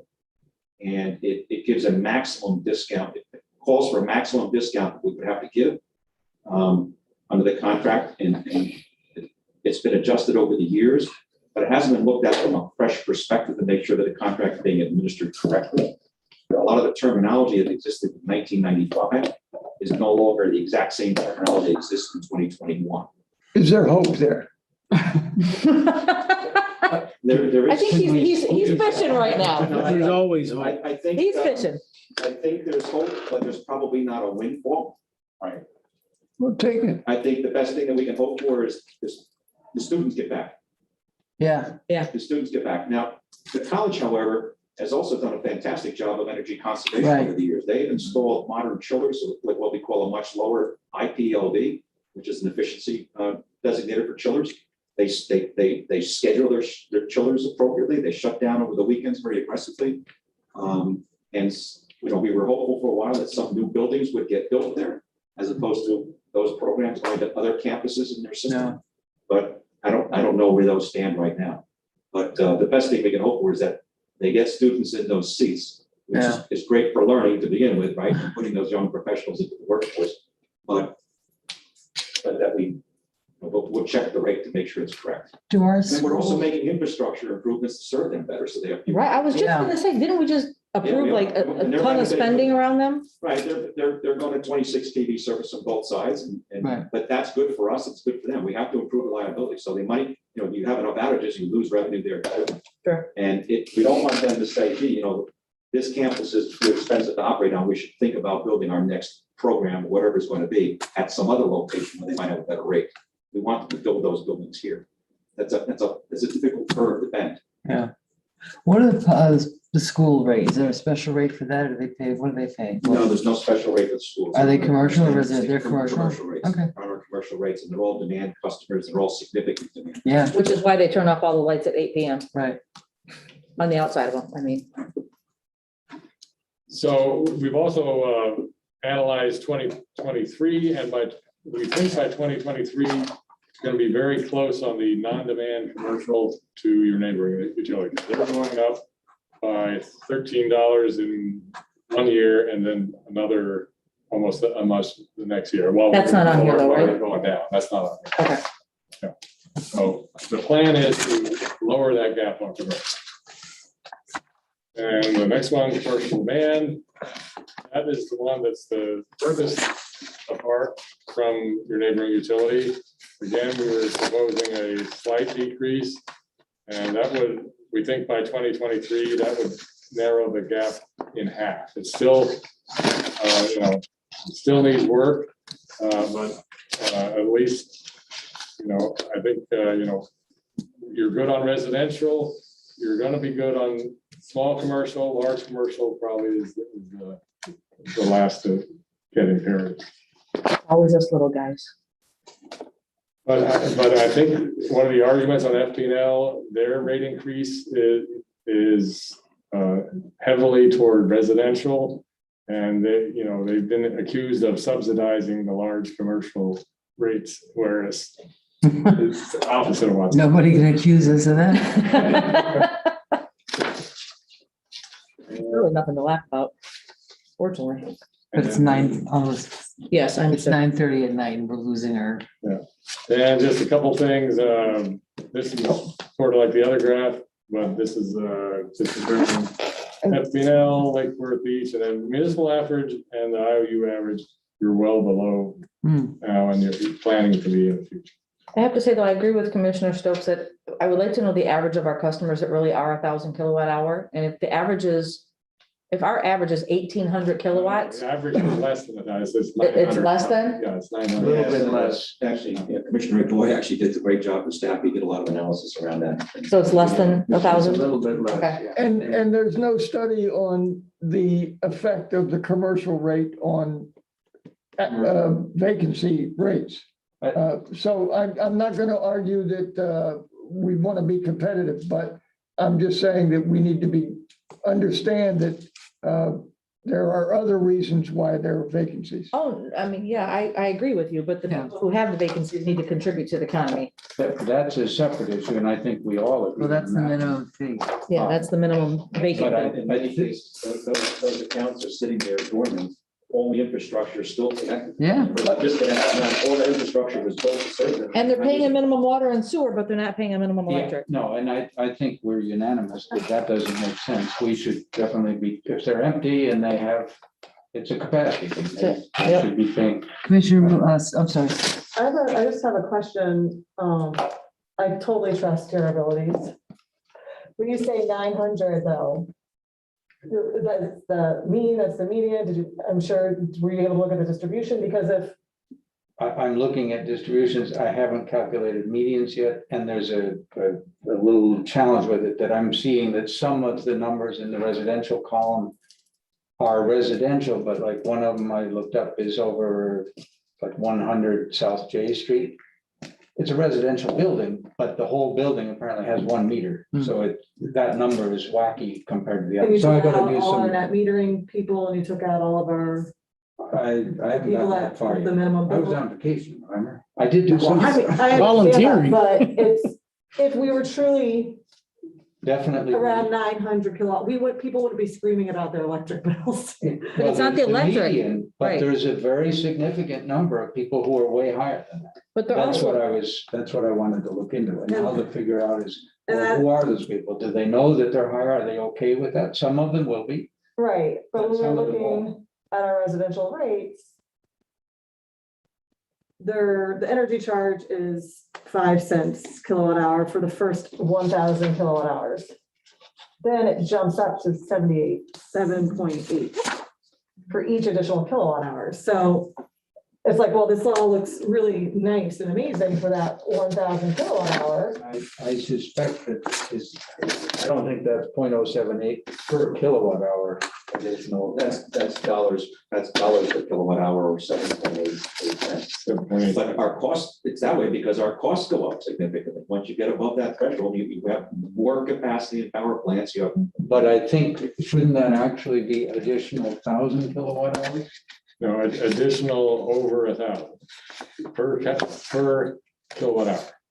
0.078. The first 1,000 you get at 5.1. Right. The And then, next one is 7.8. They don't all go up to 7.8. It's the increment. right. And we're talking about increasing that. No, it is. And we're talking about increasing that to 9.2. So what does this plan do for the 1,500 kilowatt hour? And how does that compare to our neighboring municipalities? In all fairness, though, you need to take a look at the fuel charge. The fuel charge to that customer is going from 3.578 to 2.95. You have to look at both pieces when you have a bill. Take a look at the base energy charge and you take a look at the fuel charge. And their fuel charge is actually decreasing. That customer's the additional, they're going from I'm sorry, the first 1,000 kilowatt is going from 3.578 to 2.9. On the ones that are over 1,000, going from 3.9 to 3.95. Right. So that is going slightly. This fuel charge is going up slightly. So can we get the numbers of what that looks like for 1,500?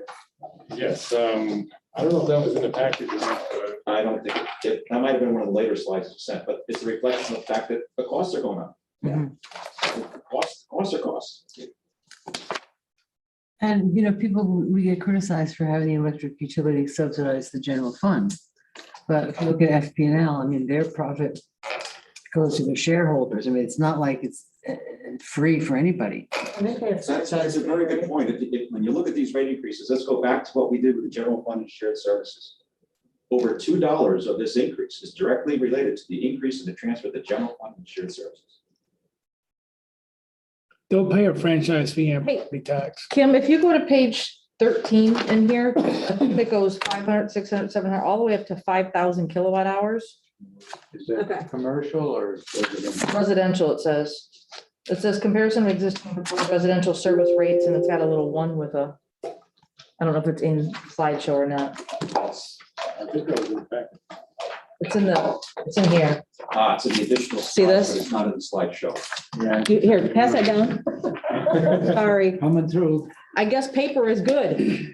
I guess that you're right. I didn't, where was this? I can sign on to that. Was that in our, It's in the binder. It's page 13. I think it's, I only let me see if I can. I only looked at page 12. Oh, keep flipping there. And it goes Yeah, right there. Keep on page 5. 13 on that. Can we pace ourselves Oh. to finish at 10? I was just trying to help commissioners. Thank you. Keep asking questions. I'm like, it's not in the backup, but it is here. Okay, so where are we on the agenda? We haven't even gotten to new business yet. I know. No, this is We're in the first We're on the first item. No, the third, because we had the other two where we No, discussed. we're on item A still. Yes, but we did B and C already. Yeah, but we're still on A though. So the additional slides are all of that detail is in additional slides that's in your packet. I don't think this is the time of night unless you want to go through all of those in detail. You can certainly study them and give us an idea of No, it was more point of reference for, right, and where you would like us to go when we come back to you on the 26th. And you can give us some direction now. You could, of course, put that in one-on-ones following up for Sunshine Law.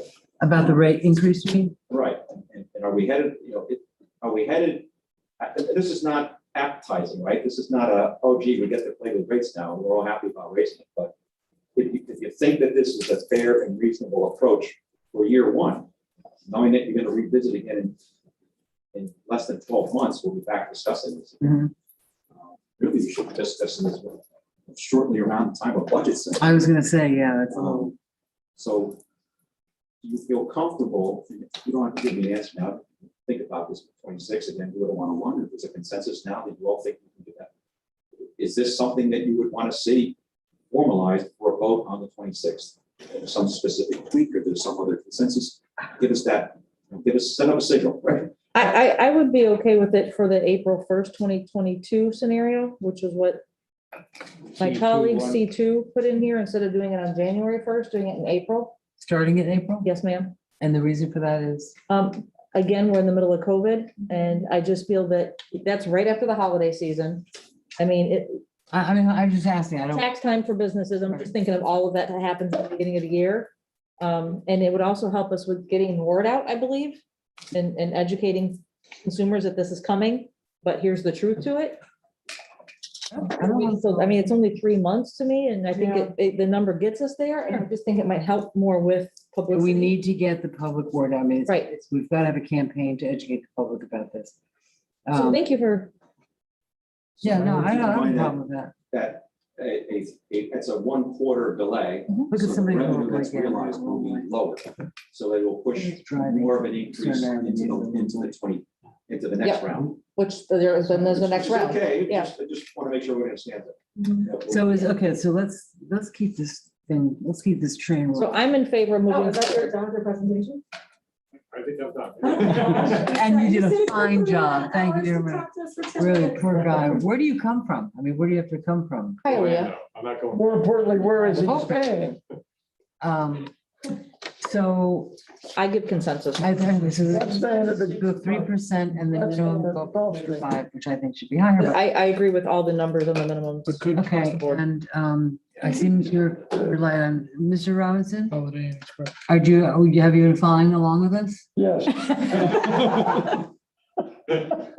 Oh, my God. You could almost get whatever you want at this. It is 9:35 9:35. and we don't want to have to extend this meeting. It's like, come on. I can no longer snap my fingers. Arthritis, it's ridiculous.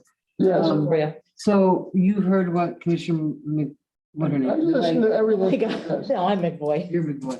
What? I listened to everything. And are you on board with that? Yes. Okay, Commissioner Stokes? Yes. Yes, Commissioner McBoy, you have a light on? I do- It's a yes or no at this That's point. that's a yes or no You question. can't talk anymore. It's a One word or less. 25 or less. I think it's very important that we don't come empty-handed to our consumers. So, yes, I totally get that if we Got want words. to build up our reserve, we've got to raise rates. Yep. But we need to combine that with other things, whether it's conservation We agree. programs, whether it's solar community, whatever. We're agreeing. Yes. something. And the solar's coming. Yep. And you know what? The benefit to the people, and this is sort of philosophical, is that if we get slammed with a hurricane, we've got some money in the bank to cover it. It's not, here's your little bonus for being a customer because we're raising the rates. This is important for our city to be fiscally responsible, to have that money in the bank.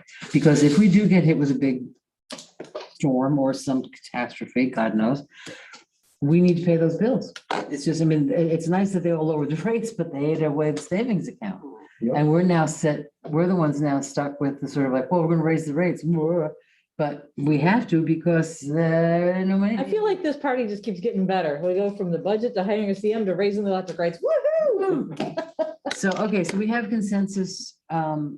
Yeah, we can, I mean, we're gonna talk about other things that we're gonna do, but, and I understand what you're saying, but I really think that we have to, I mean, it sounds like we have to raise the Well, and rates. that gives us some more time to put in these other. Yeah, Plan, exactly. plan in place. Because if you raise the rates and then give people an extra thing, why raise the rates? Because you're at a wash.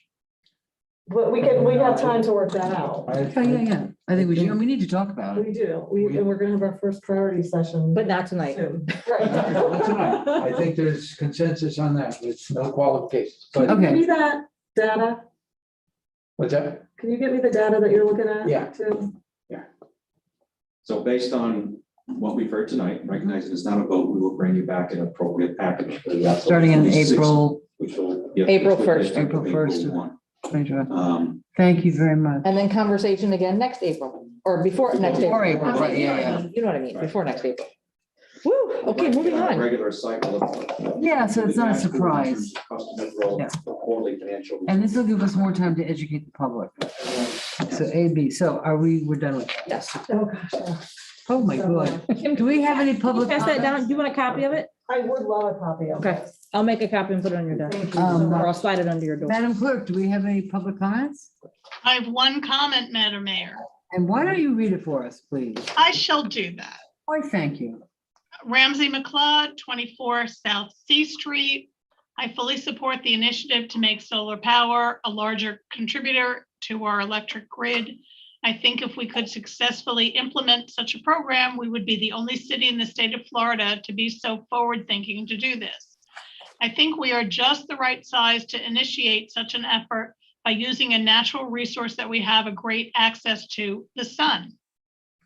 Many cities in Germany are up to 80% solar powered, and with electricity costs continuing to rise, it would be a great asset to make our city more affordable. We may not have a lot of open spaces to install solar fields, but we have lots of roofs in a concentrated area that could be just as beneficial. Not to mention, it is a big step in making a positive impact on our growing climate crisis. As a homeowner with lots of roof space, I long to be able to install solar panels to lessen my impact on the grid and perhaps benefit my neighbors. If a program could be created to make that process more affordable, I would be willing to participate. In addition, if this were to be an item listed in our sustainability bonus program, it would be a huge plus to have developers contributing as well. We are a unique coastal city with our diverse population, historic structures, and artistic contributors. Make our city more solar reliant will be a game changer for new development and for the preservation of our historic legacy. That's the only comment. Okay, thank you. And with all due respect to Ramsey, that was supposed to be read a while ago, but somehow it didn't get to the clerk. So our apologies, but thank you, Madam Clerk, for being so adaptable to read that now. Anytime. Anytime. All right, we live to serve. Okay, so we have done A, B, C.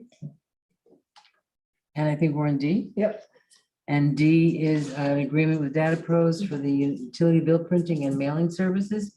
Is there, good night, sir. Good night, thank you. Thanks for coming. Always a pleasure. Is there a presentation from staff? No presentation, other than to say that one commissioner did have a number of questions to make sure that this isn't locking us into a specific bill design. This is merely getting the whole printer lined up, and then we can redesign the bill as we choose, Okay, Hey, and then we can issue bills in a new format. This is okay. something they wanted to do for some time. Yeah, It we starts talked with about getting the- this. Getting the right printer. and Okay. in different languages. Correct. And the particular things, just to remind us that we want to make sure that they can do is separate the electric and the water bill. Right. Keep them on separate things. And garbage. Separate colors, whatever, yeah, and garbage. Make the electric bill as similar to the FPL as possible so that people can kind of do that comparison. And one that I added is, that we talk a lot about the target number of about 1,000 kilowatts on that little bar graph that shows your past usage.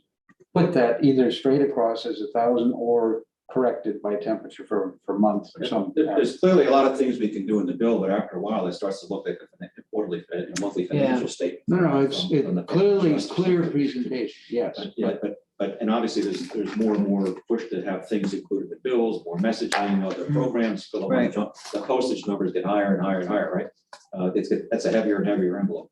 But Are most people getting paper bills still? vast majority are getting paper bills. Yeah. Yes, that's my I love a understanding. paper. I love them. I We like do to. Too, I want a piece of paper in my hand. I actually read it. I'm a nerd. Yep. Yeah, we do Motion to offer an approve. incentive for somebody who goes paperless and does auto debit, sort of checklist, but $25 one time, but it's, people still want the paper bills. So Mhm. billing is not cheap, right? And Yeah, it's just printing and mailing. We're talking about a lot of money. Well, that's something to think about is because I still get paper bills, but I've been on auto debit for forever. If I could get to my bill electronically, I can just put in my password, whatever. I don't have any use of the paper bill, but I'd be happy to give it, but I think a lot of people would be I think happy. you can select. you could do that now. You can talk to Franco about that. You get an email. Customer It's service, an email. And you get $25 for Yeah, that. you get an email. Can you get historical a ways back? I get both. I get They I get an also- email from the city, here's your bill. Yep. And then you we get a get paper bill that we I use feel today. discriminated. I don't get any. But you have to sign up for We it. should probably figure out at a later date how to Yeah. really promote this, because it would save us, and I Yeah. think it's better for the environment. The bills that I don't have delivered to my house anymore were very aggressive about asking me to enroll in paperless. And so I was like, okay, if it's in my face and all I have to do is check a box or click a thing, I'm like, oh, okay, yeah, that makes sense. But I don't go out of my way to find Yeah. the We've also, information to enroll in and we've also paperless. talked about a few people that, quite a few people in our city that don't have a computer, right? So, all Right. right, we'll talk about that later. So, all right, we're Just so you here. know, on the news, number 5 bill, the 5th bill not to have on automatic sign up is your utility bill. Is it? Was on the news this morning, that was the 5th bill not to have on automatic pay because it can fluctuate so greatly. Oh, on automatic. Auto pay, Yeah, yeah. on auto pay, not paperless, but like the auto pay. Okay, so do I, Motion to have? approve. Thank you, Vice As long Commissioner. as we have that flexibility, you got my vote. Is it a second? Second, Nope. He beat you to it. Commissioner Robinson, I think Mr. McBoy had that second. I must have not around. Gotta keep, all in favor? Aye. Thank you. Number E, which is Third amendment. Third Amendment to the task order number 3 with EC Fennel PA for additional engineering design services for phase 1 and phase 2 of the 1W05 circuit. Is there a presentation from staff? There is not. All right, do I have any public comments? No, Madam Mayor. Thank you. Do I have a motion? Motion. Motion by Commissioner Maliga. Mr. Robinson, would you like to second that? Right, that he got it that time. Okay, all in favor? Aye. Aye, thank you very much. Like an auctioneer. I do feel like an auctioneer here. Whatever. F, first amendment to the agreement with KVA for the main yard substation prefabricated control house. Any presentation from staff? No, but I can give an explanation because obviously this is a big number.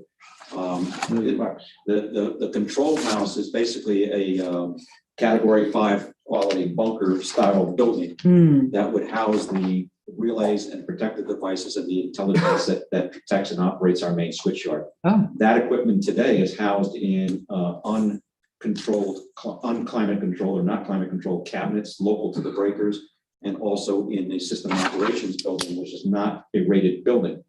We are actually moving the system operations function into a rated structure over at the water plant in the next 6 to 9 months. So we want to also get critical equipment out of that building so that we won't have critical equipment in a building that we're not even planning to use anymore in the future. great. But in a very strong, basically a prefab building that'll have batteries installed in it, multiple air conditioning systems, everything will just plug into it. And you'll walk inside, it'll be basically a room full of computer racks that's monitoring and controlling the equipment in that main line. It will also be secure for our new transmission critical infrastructure protection requirements for NERC. Access controls, camera capability, things like that, to make sure that nobody's getting into that critical facility without the proper badging or access to get in there. Is that, Watching the clock, motion to approve. yeah, do I have a second? Second. By Commissioner Oh, Stokes, because it's her turn. All in favor? Aye. Thank you very much. Moving on, we have plenty of time. Item G, first amendment to the task order number 5 with Power Engineers Inc. to complete additional engineering design for the new Canal 8 Bay Distribution Station. Is there a presentation from staff? No, there is not. Do we have any public comments? No, Madam Mayor. Okay, thank you. Do I have a motion? Motion. By Commissioner McBoy, second. Second, Second by Commissioner Robinson, all in favor? Aye. Aye.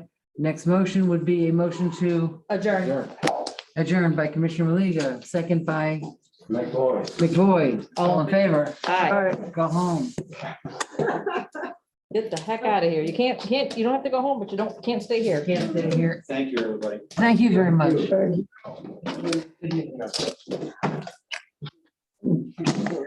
Oh, thank you. Oh, nice. Yeah. I tell you, last night I had to sign some things. It is guys, like, run out of here. It's like a ghost town. If I go to the bathroom, it's like. Are we still live?